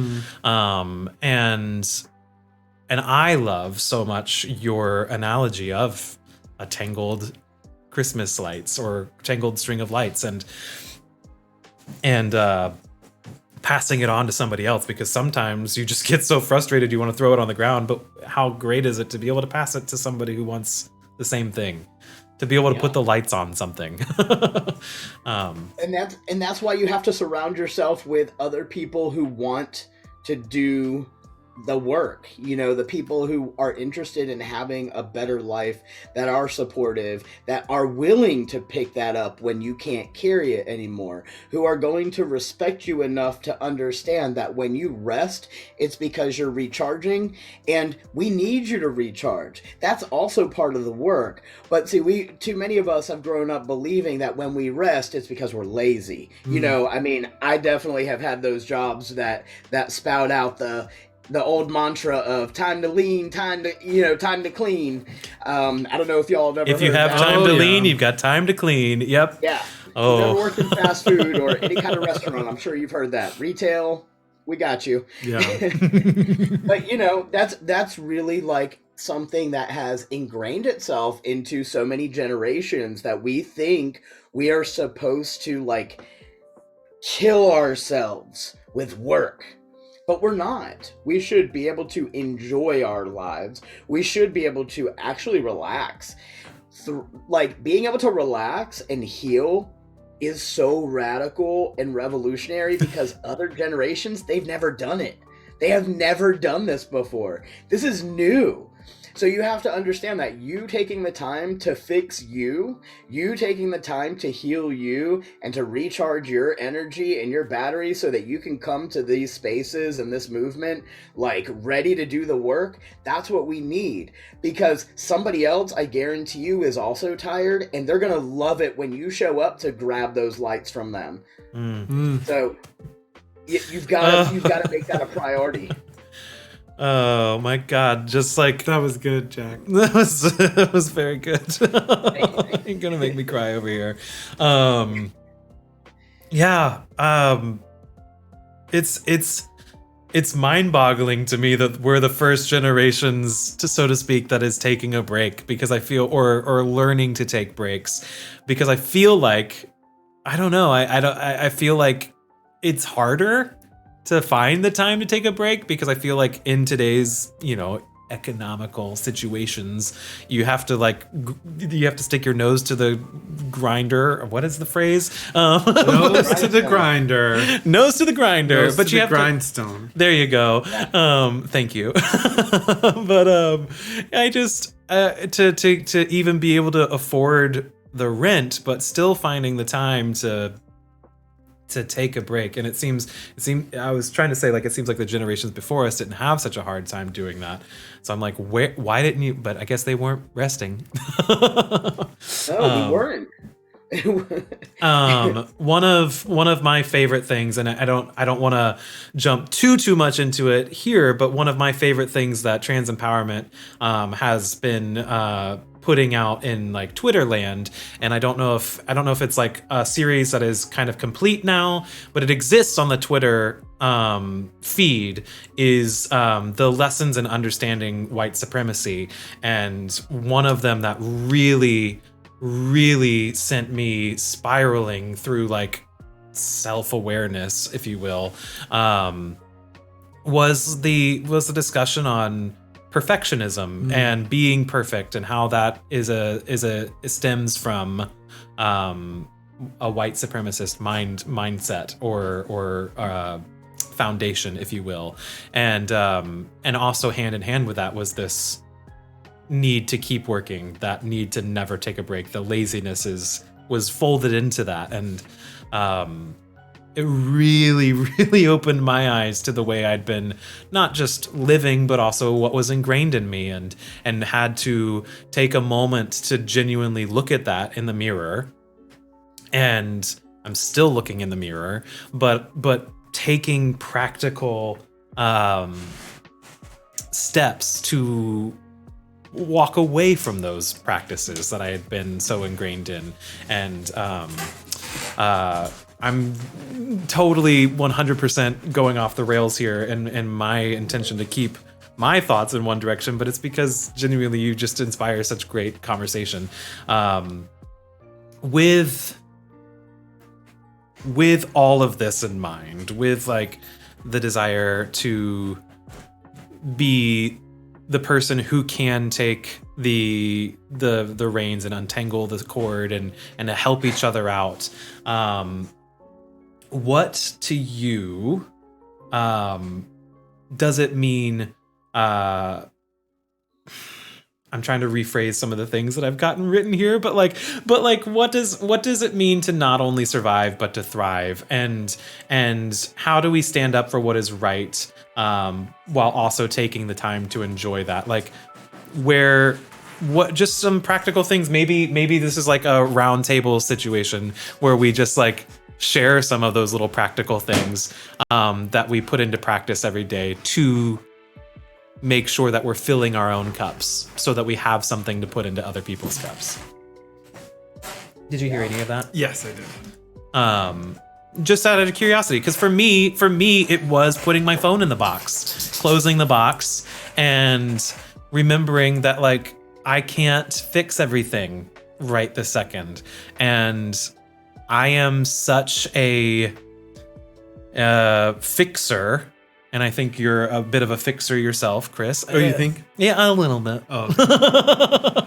But like when I scroll on Twitter, I love seeing somebody's celebrations, and I love being able to celebrate with them so much. I am such a hype person for other people. I want to see you succeed. But when I see somebody having a bad day, or somebody sharing that somebody came in, said something off color in their stream, or whatever it is, I carry it. I carry it too much sometimes. And so I can't fix everything that I see on the Twitter feed. And I can be of service to the people that live in my home, and then of service to the people who I encounter day to day.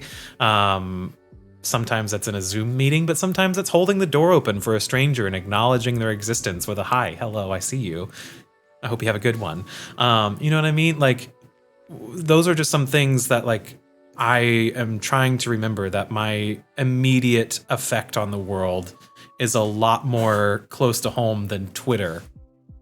And so putting my phone in a box and reestablishing what is immediately around me and what I can touch and what I can affect is so important to me, to be able to replenish some of that, like some of those spoons, as some people say, like if you don't have the spoons for something, but you know what I'm saying? Like that, replenishing that energy. And yeah. I'm just curious as to what some of those things might be for either of you. Yeah. Chris, do you want to go? You can go ahead. I'm kind of formulating my thought about it. Let's see. For myself, I started out by just reclaiming as many minutes as I could, and like, you know, coming from situations where, I mean, at one point I was working 5 jobs, right? And like, I just didn't have a life. It was just work. And I started saying, okay, this is ridiculous. Like, I am burning myself out. Even though I had to do those 5 jobs to keep Trans Empowerment Project rolling as I was getting started, I also needed to take care of my mental health, you know. And so, yeah, so I just tried to reclaim as much time as possible and started to realize that, like, it's okay to set boundaries. It's okay to establish limitations on, like, what I can do and what I can't do.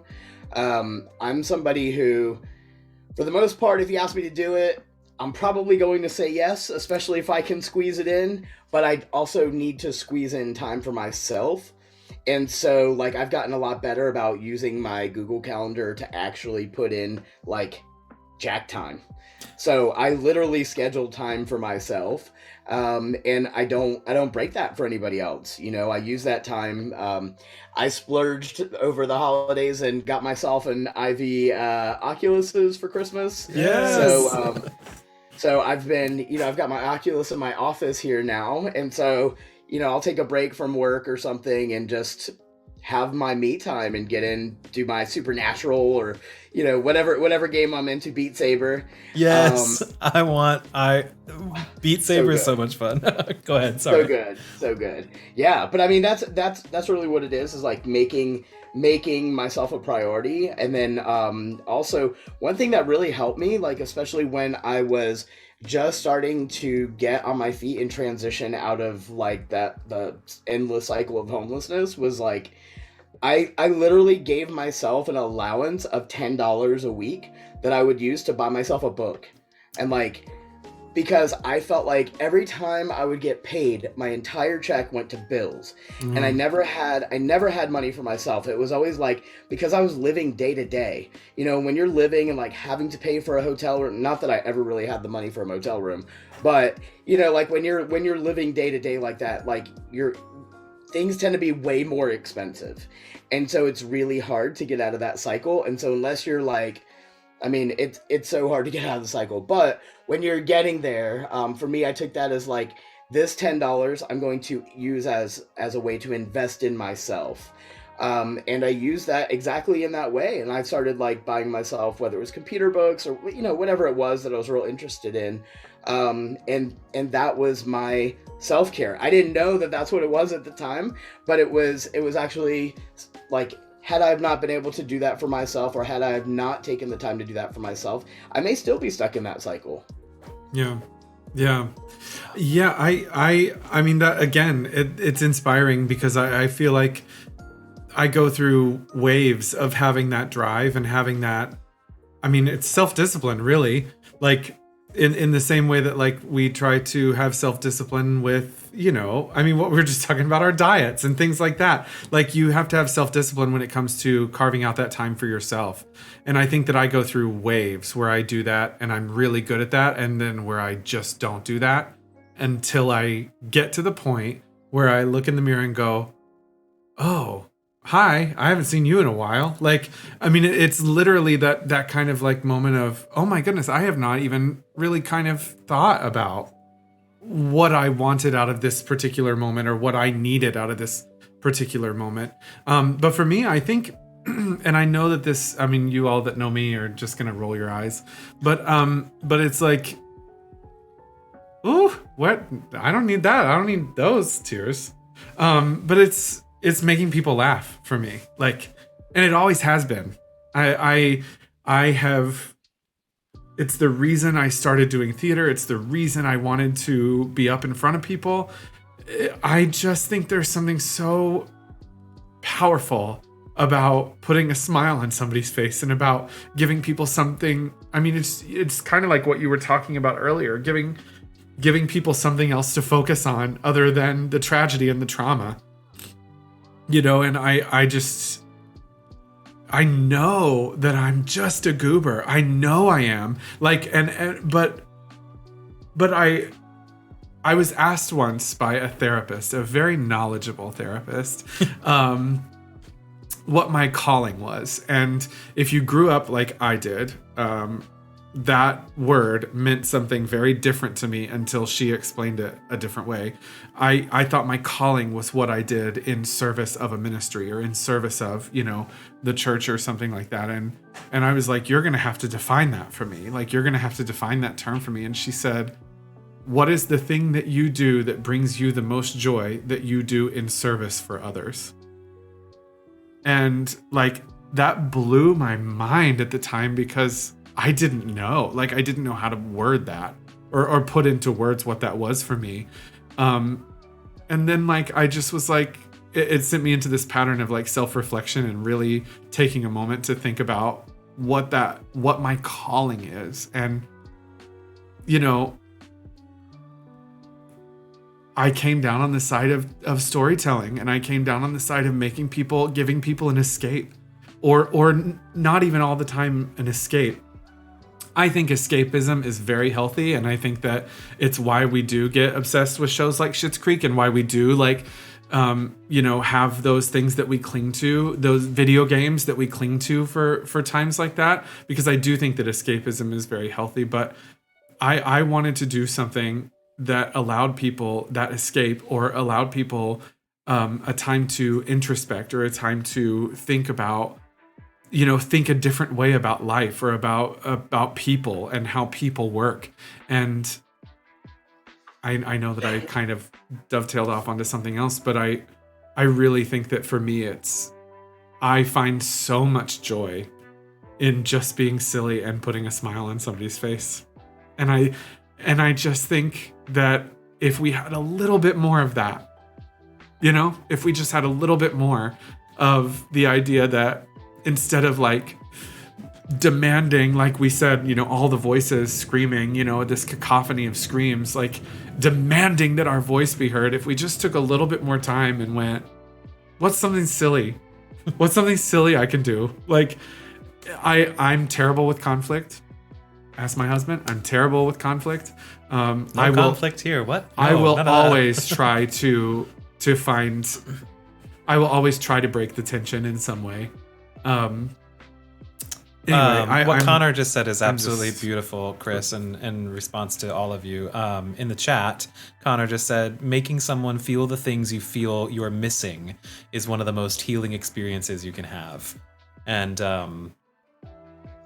Connor, I'm going to kick you in the shins because you're just beautiful, beautiful mind and beautiful heart. And what you're saying is completely and totally. I mean, I think it's like a desperation and right now for everybody to be able to not. There's like a like you were saying earlier. There's like a war going on. Everybody wants to be heard, and what are you gonna do? Fight?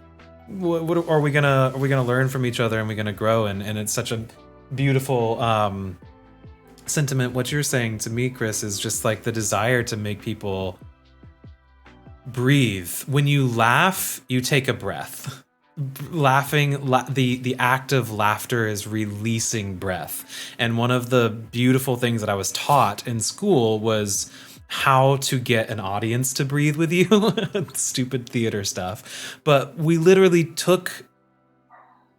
we stopped class one day and we all had to make an entrance onto the stage individually, and the instruction was to get the audience to take a breath, and we all went out and we all did our own little things to try and make the audience be like together and it was genuinely it. Like, if you take a breath and if you literally, I don't know if we should all do this now, but like if you literally just inhale and show the action of that exhale, you get an entire room to do it with you. It's almost like yawning. And the same goes for a laugh. If you can get somebody to laugh, if you can get somebody to smile, they're gonna take a breath. And I think so many of us are very, very much holding on to our breath in a very survival mode, a very tense, and it's coming from so many different impulses of surviving a pandemic, surviving social injustices around us everywhere we look, and surviving.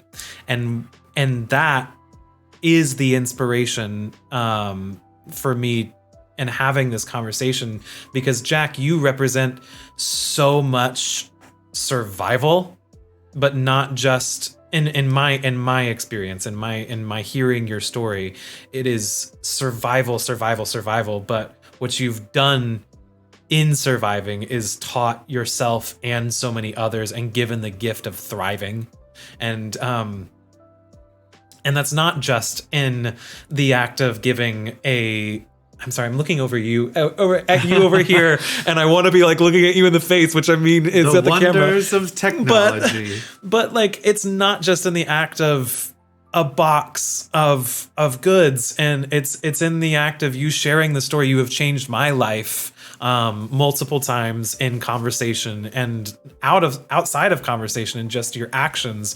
But the reason I will stop what I'm doing to give you the mic is because you have just done what I think so many people are trying to figure out how to do. Yeah. And that is to I have a tattoo on my arm. It says truth and grace. And so many people stop me and they're like, "Ooh, I'm a Christian too," when they see it. And I'm like, okay. But for me, this is my yin and yang, because there's there is a truth to everything, and my truth sometimes, if I look back, hurts. It hurts a lot, and I can live in the truth that it hurts. And I can only live there for a really long time if I let myself. But the other side of that is the grace to keep going and to push forward and to give others grace along with myself grace to continue to live, and to not just wallow, in lack of much better words. And to me, Jack, you are just those sentiments incarnate in a way that I can never do anything but sit and try and shine as many lights on as I possibly can, because you just are an inspiration, and I hope that this world does nothing but show you that, for all of the minutes that you reclaim back for yourself. I hope that you see the world just shining good your way, because you deserve it. I know, like, everybody deserves a good thing, but I'm in genuine awe of your ability to take the truth and give it grace. Yeah. So thank you for sharing. And your ability to find the balance that we're talking about, right? Of when is the time to stand and fight and when is the time to sit and listen.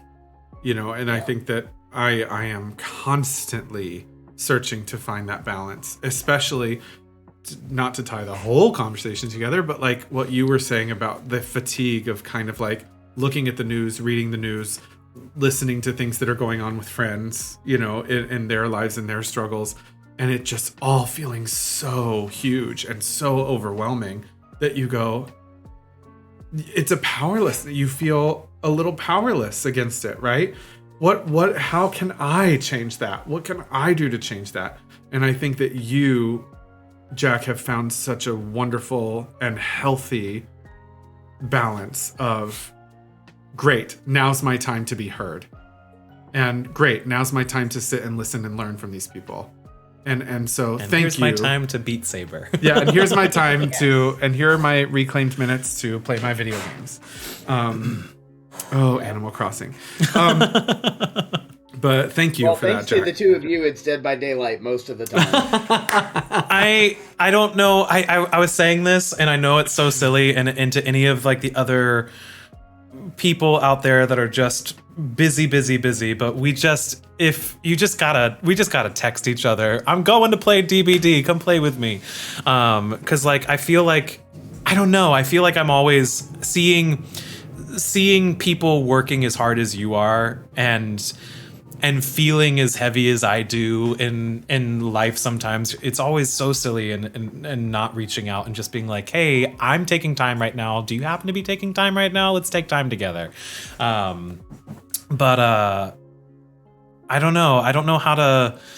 I don't think we need a perfect button on any of this, but I also don't want to keep you because I know you've been working all day sharing these stories in many different capacities.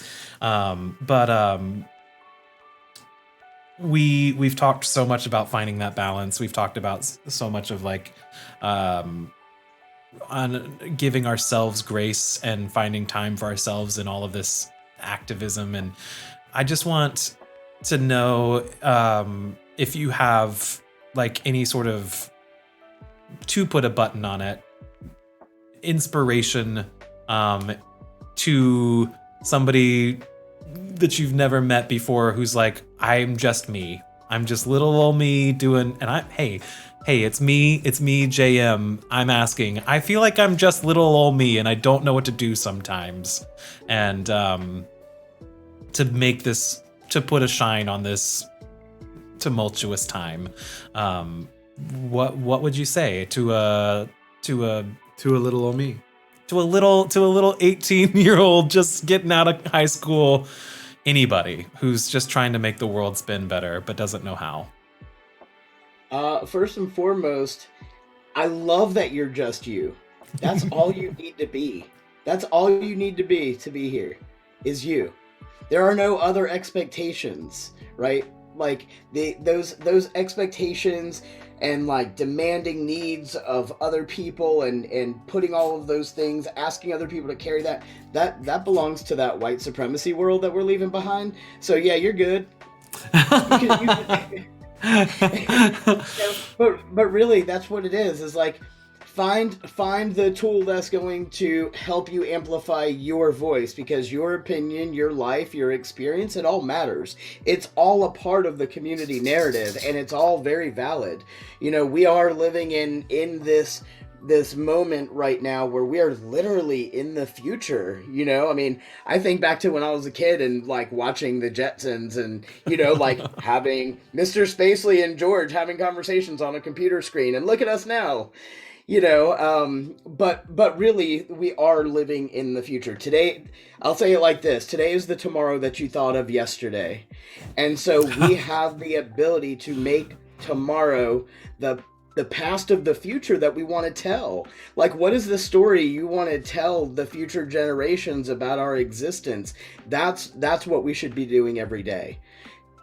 We can move away from old narratives, and we can move away from problems and trauma and all that other stuff, but we can't do it in silo. We have to do it together. Earlier you all were talking about like it's so hard, especially when you're trying to rest, but at the same time you're trying to balance the fact that you have rising rent costs and food costs and all these other things are happening. But this is where the together is so important. This is why we are starting to see more community gardens and community refrigerators pop up. There's no shame in that. That's not shame. That is community. But we've been taught to believe that community and asking for help is a bad thing. It makes you weak. It doesn't. It takes strength to be able to share those resources and to not hoard. I mean, this power hoarding, another feature of white supremacy, by the way, is power hoarding. But really, like, that whole mindset is so toxic and such trash. Like, why shouldn't we share? Again, with the clothing situation, if I'm on this call and I'm hearing Chris needs a new coat, but you all can't afford it, you better bet your ass you're going to have a coat in the mail in like 3 days, because somebody somewhere's got a coat. I'll find it for you. You'll get one. Don't worry. And like, that's what we can do. When I started this organization, I didn't have any money. I was so broke. I could not find work because of my trans identity. And so I was really doing like whatever I could, and Uber and Grubhub and all that stuff was just starting to pick up in Knoxville. So I like jumped in on all the gig economy and I was doing all of that stuff. But like, at the end of the day, what I could do was I could talk to my friends and I could ask them for whatever leftover stuff that they had that somebody else needed, and like years ago, I used to do this like brown bag lunch thing. I lived in Myrtle Beach, South Carolina, and there's like a pretty large homeless population there. But being homeless in Myrtle Beach has been criminalized. They have vagrancy laws, so if you're sitting for too long, the police can come and arrest you. If they see you loitering, they can come and arrest you because they want to have that presence of being a family beach. So they don't want homeless people out there. I was homeless as a kid, and so I used to have to walk all night long up and down this boulevard because I couldn't stop anywhere long enough. And then when the sun would come up, I'd go and sleep on the beach because they couldn't arrest me for being on the beach. But that like, even then, I was helping other people who were in similar situations, whether it was us putting our money together so we could actually have a room instead of just being left to the elements. That's the thing though that will leverage us into the places we want to be, is working together, combining resources, and helping to ensure we all win, because we can. This is not, to quote the internet, this isn't pie. Like we can all win here. And that's why I say what I do on the website about, when disabled trans people of color are thriving, everybody's winning, because that means all of the systems that have been, as we like to see it, as broken, or as they like to see functioning as structured, like when that situation is happening, like, everybody's getting their needs met. Everybody's eating, everybody has a roof over their head. You know, like, these problems are gone. So it takes a lot of strength to realize that, like, this like materialism and this obsession with, like, the wealth hoarding and all that other stuff, it's so outdated, right? Like, that was the mindset in the 80s. The 70s and the 80s was like all about making money and Wall Street and all that other stuff. And then, you know, you get into the 90s and it was like grunge and everybody was depressed and like dealing with stuff and things weren't great. And then the 2000s happened and it's like we got into this technology world where everybody just isolated, and it became less about having like those family dinners or like community, you know, like neighbors used to have game nights and stuff like that. People stopped doing that when America Online hit the scene, and it became more commonplace to have a computer in their house. So we've really moved away from that community kind of existence into one where we isolate ourselves, and we don't have to exist like that. That's bad behavior and bad habits that we've adopted from older generations, and it's time to break up with those. It's time to make sure that, like, if you have a friend who you know is like maybe struggling, kick some extra groceries their way. Like, no shame. You know, we don't have to throw shade at somebody who's struggling. We don't have to have that bootstrapping mentality. We can lift them up. We can help them out. We can offer a couch. We can, you know, like, offer them a home-cooked meal. Whatever it is, like, it's just putting extra care into the relationships that you have with people. And if that is all you can do is make sure that the people around you have a meal to eat, that in itself is doing enough. That's doing something, and that's more than a lot of people are doing right now. But I think we're finally starting to wake up to the fact that, like, you know, there are so many ways that we can make this world better and that we can heal from all of this stuff. And, you know, having more conversations like this and like being able to explore what some of those solutions look like. I mean, that's really the best thing that you can do. And Chris, you're already doing it. The other thing is, you don't have to put so much pressure on yourself. You know, I mean, you really can't solve everything. But the cool thing is, I actually really love that you were saying about comedy.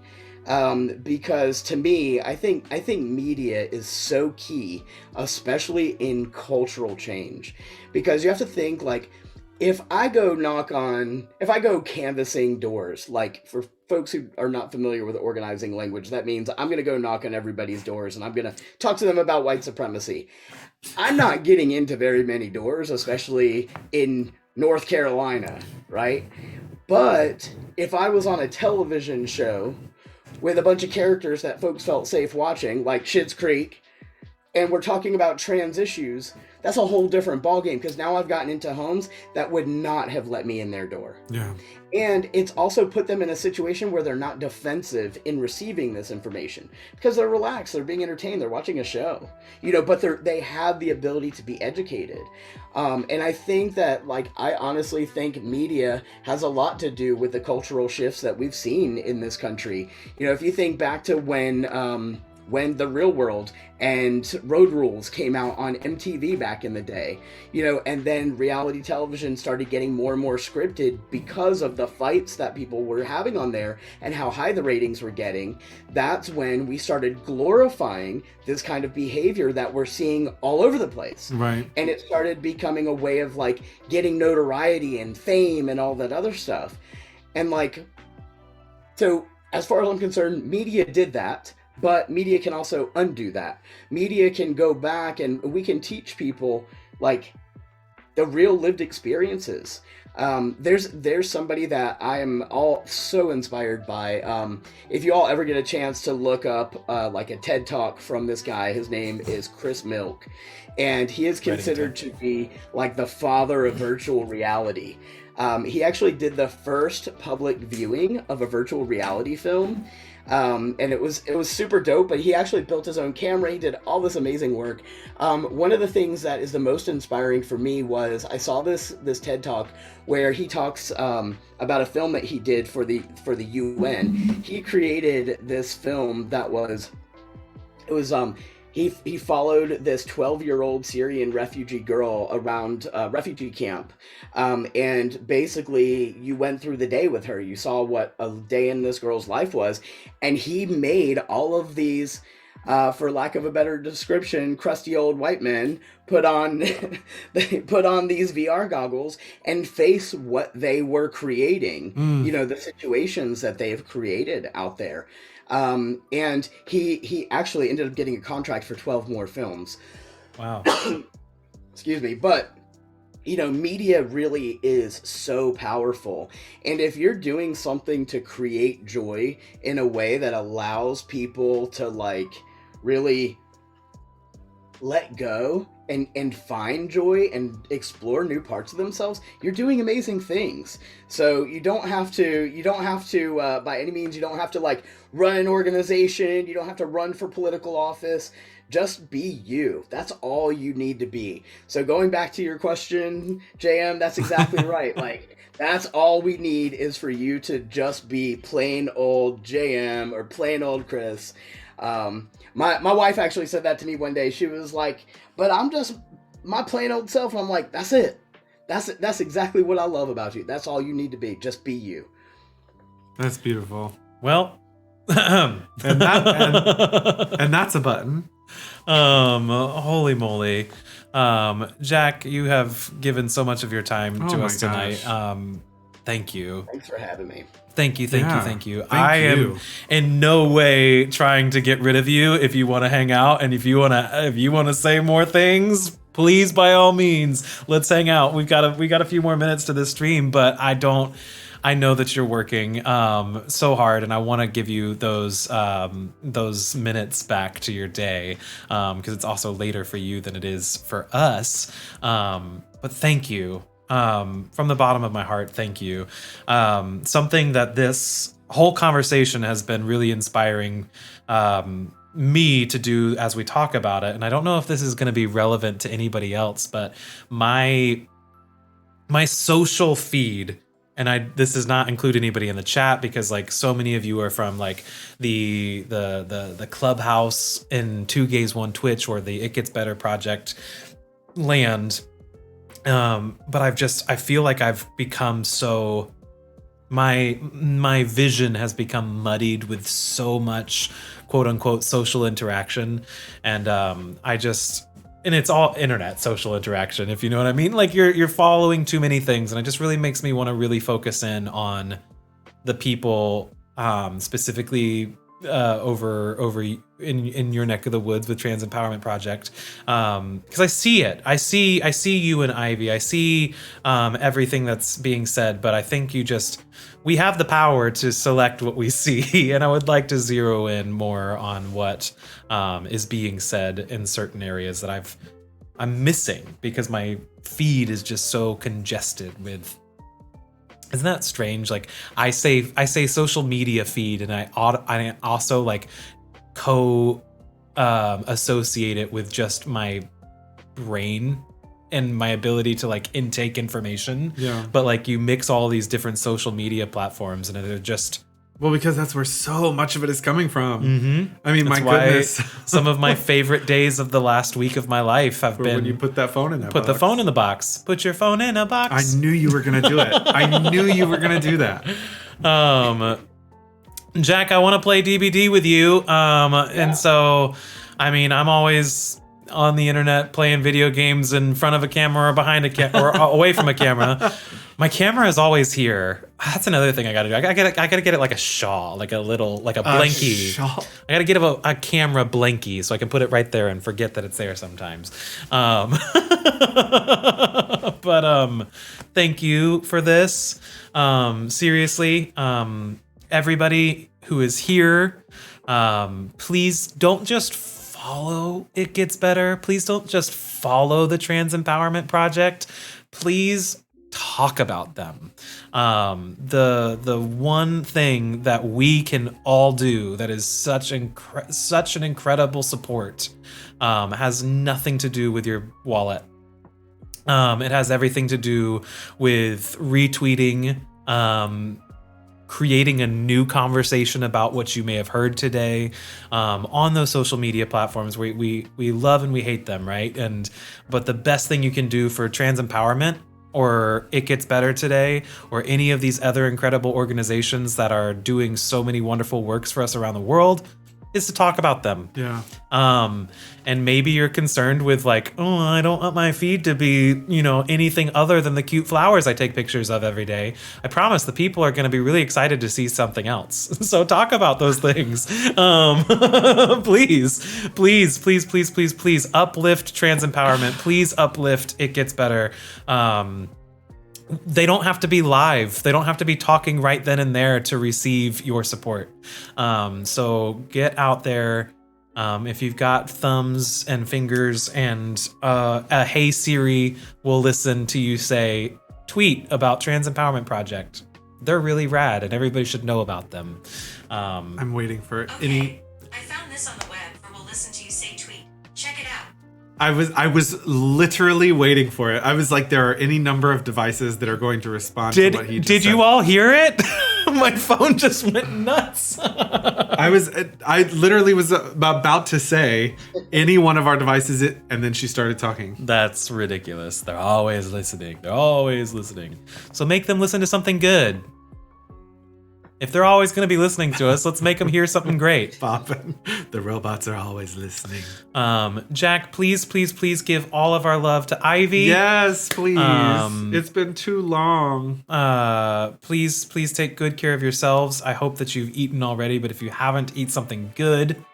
And get to town on some Beat Saber. What are you gonna eat? I actually ate some pizza just before I jumped on. Perfect. That's perfect. Thank you. Sounds delicious. I'm a pizzatarian, by the way. In case y'all don't know, that is my life. That's good. If we can ever drag you up to Chicago, we have to take you. I don't know if you saw, I posted it a couple of places, but we went to this place called the Chicago Pizza and Oven Grinder. Organ grinder. Oven grinder. Organ grinder. It's not an organ grinder. That is that is a musical. That's what I kept calling. That shouldn't be.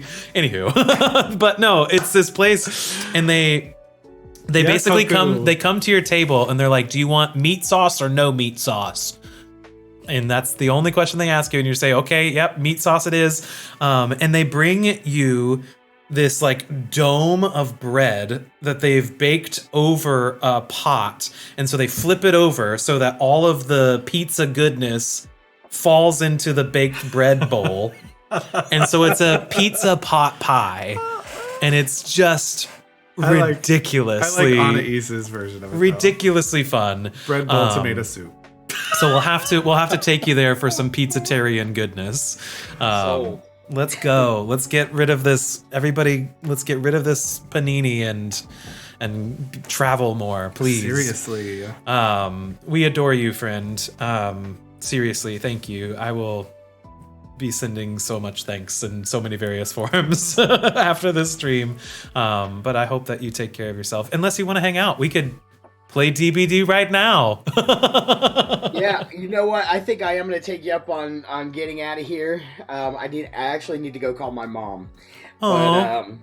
Yeah. And of course I missed it, Ivy says. Oh, watch this VOD. Watch this VOD. Yes. You know better than anybody here, Ivy. Jack is wonderful, and we're so thankful for this. Thank you for letting us borrow your hubby tonight. Go take care of yourself and go call your mama. We love you, Jack. Thank you. Yeah, y'all have a great night. Thank you so much for all of your time and energy. And just for always making space for me, for the issues that we talk about. I mean, y'all do a great job, so keep it going. Much love to everybody in this stream, and reach out to me anytime. I'm always around, y'all. Thank you, Sounds friend. good. Thank We you, will. Jack. Bye now. Bye. Bye-bye. Okay, so is it time to raid? No, I'm kidding. That was incredible. Incredible. I don't have words. I love that conversation. Does anybody in the chat have any like reflective commentary, questions, comments, anything? Like, holy, because I'm kind of... What is the one thing you can take away from this experience? Sorry, that was a work joke. That was a work joke. But genuinely, what is something that you friends out here can take away from this experience? Because I'm gonna need some processing time.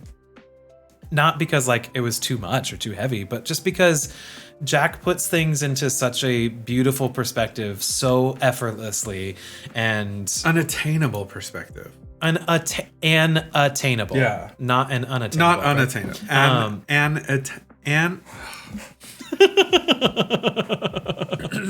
But no, you're right. It's an attainable perspective with practical and attainable like action to take to move forward. And I think that's just so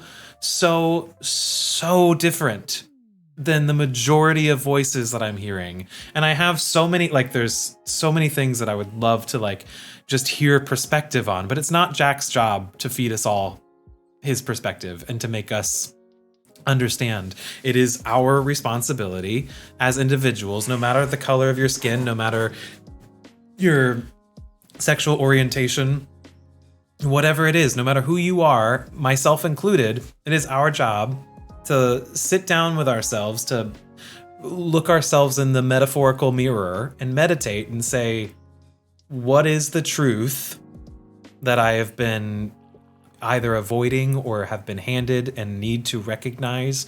And then where is the grace in this situation? Where is the moving forward? Where is the remembering to live? Hoku says, I need to learn to do more things for myself and learn to say no. And Ash says, it definitely validates a lot of the themes that I've been working through in therapy. Yeah. I'd love to hear as much as you're willing to share about either of those two things. And Anais says, as someone who is a cis straight woman, I think sitting and listening to conversations like these are massively important to being an ally I try to be, to being the ally I try to be. So I'm immensely grateful for spaces and conversations like this. Oh, that's great. That's wonderful. As a queer human who wakes up every day and isn't exactly sure how I identify sometimes, it's just as important to me to be able to sit and hear and listen and be a part of. And I just want to thank It Gets Better for giving us this platform to have this conversation. I hope that there is the capacity to take so many of these things, and maybe I'll just have to scrub through stream, but there's so many pieces and nuggets of wisdom from Jack tonight that I hope that we can all really, really move forward and live with. Yeah. Connor says, as a trans guy who in the grand scheme of things is relatively early in his transition, seeing someone like Jack reach not only accomplish so much, but reach an age I used to actively plan not to get to. Like I can't even describe to you what that does for me. Hearing him talk almost makes my bones vibrate how much I can feel. I feel I can do. I'm sorry. No, you're good. Connor, I love you. Yeah, I love you so much. That sentiment of an age that I didn't think I would get to, I'm living right now. It's a little bit like mind-boggling to hit an age that I remember actively thinking as a kid, I'll never get there anyway. You know what I mean? Like, but like genuinely, like, and to have so much like clarity in retrospect, but also complete and total like awe of the not having a clue what tomorrow brings. Yeah. Still at the age that I thought I'd never get to. It's just, I hope that in saying that there's a lot of, that it instills hope that it is gonna be just fine, that tomorrow will come and it will be spectacular. That was a lot of words, Chris. I'm sorry. Connor, never apologize for using a lot of words, even though you know it's hard for me. But never apologize. It was beautifully put. Sulky, do you have, if you're able to type, I'm sorry. Sulky, can you hear me? Sulky, can you hear me? Sulky, can you see me? Sulky, can you tell get me us through the night? what the schedule for It Gets Better is this week? If I know there were some incredible streamers who were going to stream over the weekend, over the time. I am looking to see if I can see any. I want to be able to tell you when to come back. What's coming up? What's coming up in the next couple of days. While you look for that, I will talk about a standout for me in the last few minutes of that conversation, which is what he said about media and how media has created a bunch of problems, but media can also fix those problems. And I was thinking about, I mean, everybody who knows anything about me knows that I'm obsessed with Schitt's Creek. Okay, blah, blah, blah. Old news, right? 87-year-old news. But like, there's so many things, like even with my sister is very accepting of me, but like it was a journey to get there. And one of the things that I believe helped her on that journey is Schitt's Creek. Like watching a queer member of that family be embraced by everybody and not looked at as being queer identifying, but just being looked at as a human being. And I think that made a profound difference. And I'm kind of like connecting all of those dots based on that conversation we just had. And it's very empowering to think that like a That you difference can play? can be made like that. Yeah, what you can play. Like You can play a part in that game. Yeah. that That's you have a amazing. role in Sorry. that. No, don't apologize. I'm not sorry. How Exclamation dare point you all missed. make me feel like I should apologize? I just... Oh my goodness. Sulky says that Nerd Violet is coming on Thursday, 12 p.m. Yay. Eastern, and that the schedule for It Gets Better is very much correct. Of course it is, because this stream is run very, very well. Immaculately. Immaculately. I am so impressed by... I'm so impressed. I'm so impressed. I'm There's so much. impressed. There's so much we could glean from you. Oh my God. I You just love to bring it- love when I bring it full circle. It's a very strong storytelling. it's a gift. That's the word he's looking for. Yeah. That was it. It's a gift. It's a gift. Oh heavens. No, yeah, that was, I mean, aside from just everything and I feel as if like that is one of those streams that I kind of hope I can bottle up, and I don't know, I would like that to be an episodic, like I would like Jack's words to be something that I can open up and listen to, and so I will find ways to do that for myself, but it's just the reminder that like we've all got it. We've all got it in here. You've got what you need. You've got what you need to get to the next step. You've got what you need to instill hope and joy and To make a difference. And yes, to make a difference. You have it in you. It's there. It exists. You are not lacking in anything. And Jack is such a beautiful, incredible representation of not listening to all of the voices that say any bit otherwise. You know, like never once in that story was there a moment when I heard Jack say, I really shouldn't because I'm not good enough. Yeah. Or what I have to say isn't right. Or what I am here on this earth is not to. You know what I'm saying? Like I understand self-doubt and self-deprecation and struggle for self-worth, but I'm here to say very proudly that not a single person listening to my voice right now is any less capable of all of the incredible good things that you feel inspired by from Jack tonight. Like, you are capable of those things. You are capable of being the first to run for mayor. You are capable of starting incredible organizations. You are capable of instilling hope and joy and power. And all you got to do is step out of your own way. And I'm saying this to myself Literally. Like, literally. I'm literally, I can see my face. And so I'm saying, JM, step out of your own way, whilst I also say to everybody else here, you got it. You got it. I know there's a lot of voices that need to be heard. And like Jack said, we need to do everything that we possibly can to uplift and to give power to those who have been lacking in that power or who have had that power taken away. Whatever. But that doesn't for 1 second mean that you do not have the ability to stand up and tell your story and change the world with that story. So many of you have shared parts of your story with me and changed my world because of it. So Ash said, I have been understanding and processing accountability and the lack of it from the adults through my life experience. I'm also learning to be an accountable adult and parent. There is a lot, but I am unable to keep it concise. No, that's beautiful. I think that like realizing the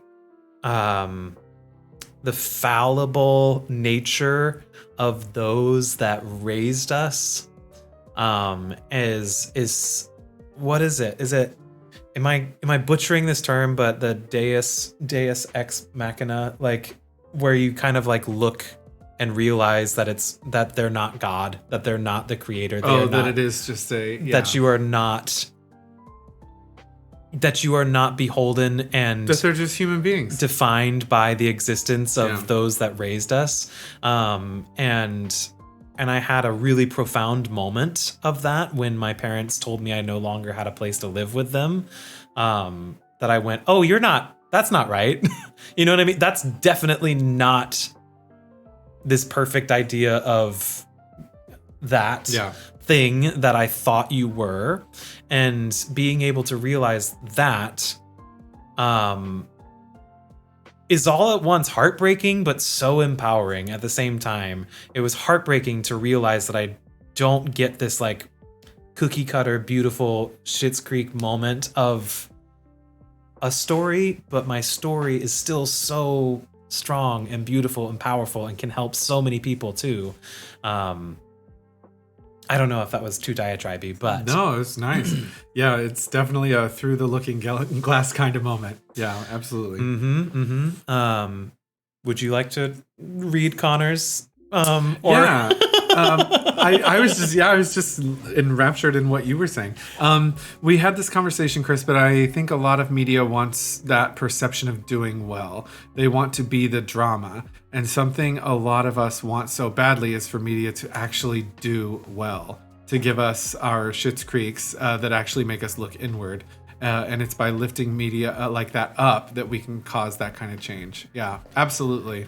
Can I dare to be controversial and brave and bring this entire at the same time conversation full circle? The Schitt's Creek moment and like what we're describing and like creating like this idea where queer stories are no longer shed or no longer told with so much trauma and like there's just a good story.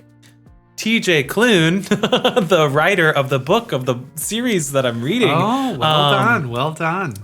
Says exactly that. I'm going to butcher it, but basically he says in his little bio that as a queer person, he thinks it's so important to see positive queer stories being told that don't encompass all of like the trauma. So we do what we see.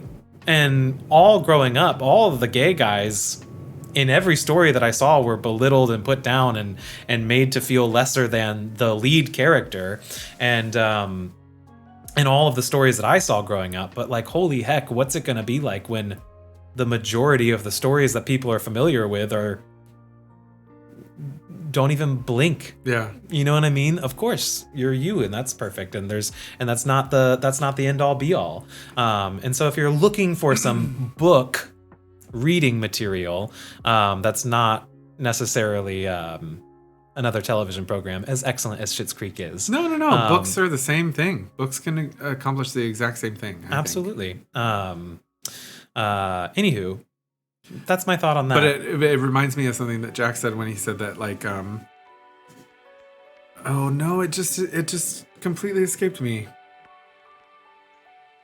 Oh, I had a point. I'm sending you good vibes to your brain hole. I know. So then you'll be able to remember your point. It's not helping because I'm just listening to you sing now.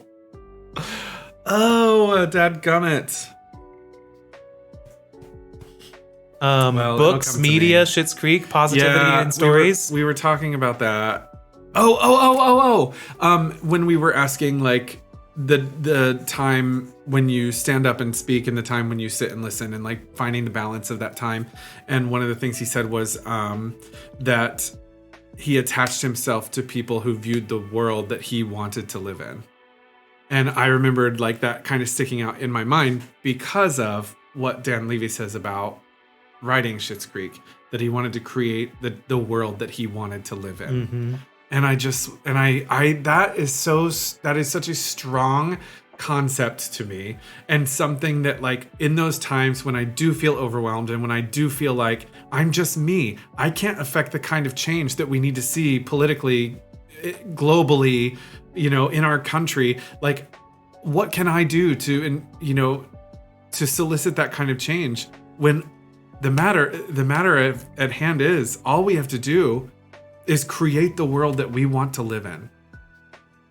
And I know that sounds so simple, but it happens one thing at a time, one choice at a time, one conversation at a time.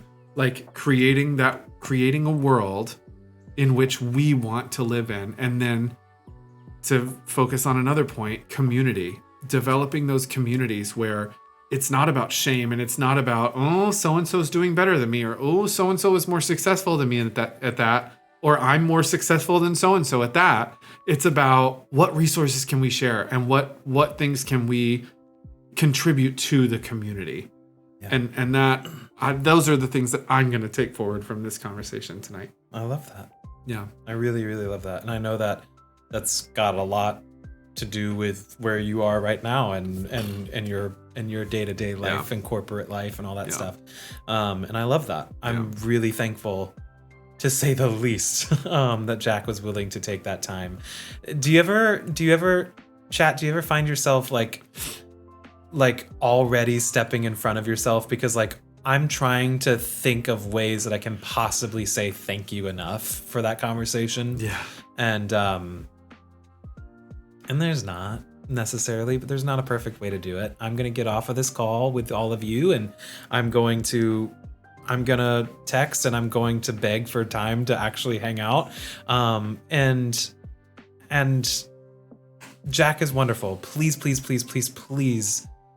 support that human being's work. And Ash, to bring it full circle, one of my favorite quotes ever is from Alice Through the Looking Glass. Quote, "If I had a world of my own, everything would be nonsense. Nothing would be what it is because everything would be what it isn't." And to connect that to what Jack says, if we're constantly trauma dumping and constantly drowning in these bad things, the good things won't be what they actually are because we created an environment where it's just too hard to celebrate them. Yes. Oh my goodness. Absolutely. Yep, that Connor is deaf gay. That's my friend. Yeah, that's our friend. That's our friend. And you're all our friends. Hi, Danny Bat. Hi, Hello. Danny Bat. We got just a few more minutes here. I want to say I love you all so much. Thank you for supporting this space.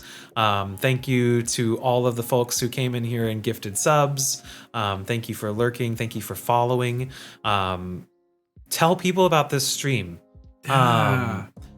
This is an incredible endeavor to create a space full of so many different, like, this is stories. This It Gets Better stream is such an embodiment of what we're talking about. Almost all of these creators, us included, most of the people here are part of the clubhouse over at Two Gays One Twitch. And on Thursday, we're going to get another beautiful creator and their beautiful community in this space, creating a really wonderful moment.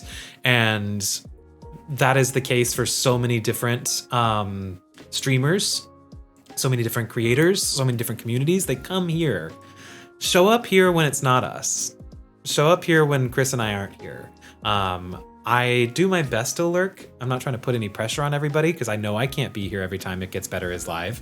But if we're talking about it, maybe somebody in your Twitter feed will see that It Gets Better exists. Yes. And maybe they'll stumble in here when Lilith is live. And then they'll tell 2 people, and then they'll tell 5 people, and then they'll tell 10 people. There's just no reason that this isn't the space that is just lit up. Litty titty in the city.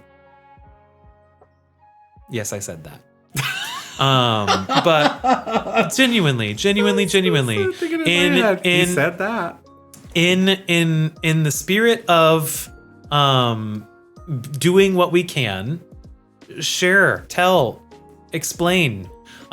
This stream tonight is not about Chris and I, and it's not just about Jack, and it's not just about us here. It's about building up this beautiful, beautiful concept that is a collaborational community, which is something that like Chris and I and the folks that are here in the clubhouse just really, really want to see more of.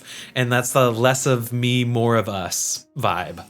And this stream is all about that. So on that note, Lilith, you're the cutest. On that note, Lilith, you're the cutest. Yeah. Happy almost birthday. Happy almost birthday, Lilith. Everybody, please go check out It Gets Better on Twitch, on Twitter, on Instagram. Go follow them. Go check out all of the content creators that do this incredible work, which is this collaborational effort here. If you scroll through Twitter, you will see each and every one of the beautiful names, including Lilith, including Joyful Jupiter, Donut Tart, just to name a few. Kita Palooza, so many wonderful people. Go show love in their streams. Go get to know what's going on all over the internet. But at the end of the day, just do as Jack says and be you. I'm going to say it too. Be you.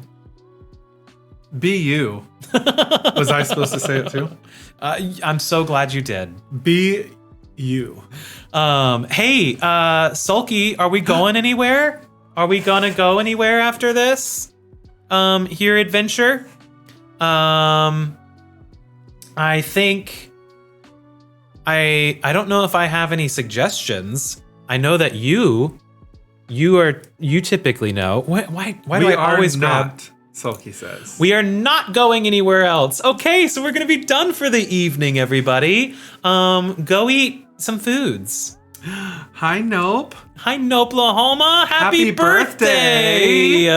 Happy birthday.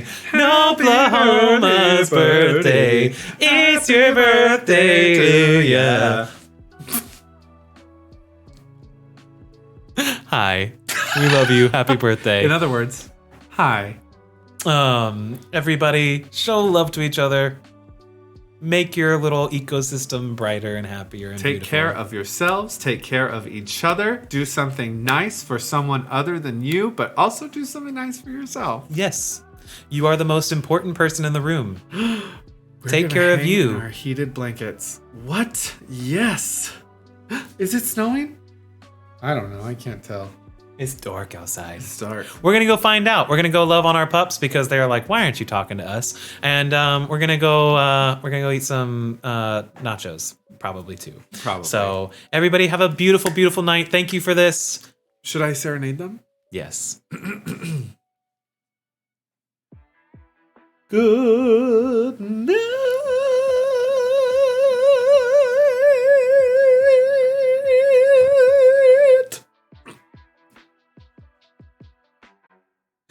Of course I hit the wrong button.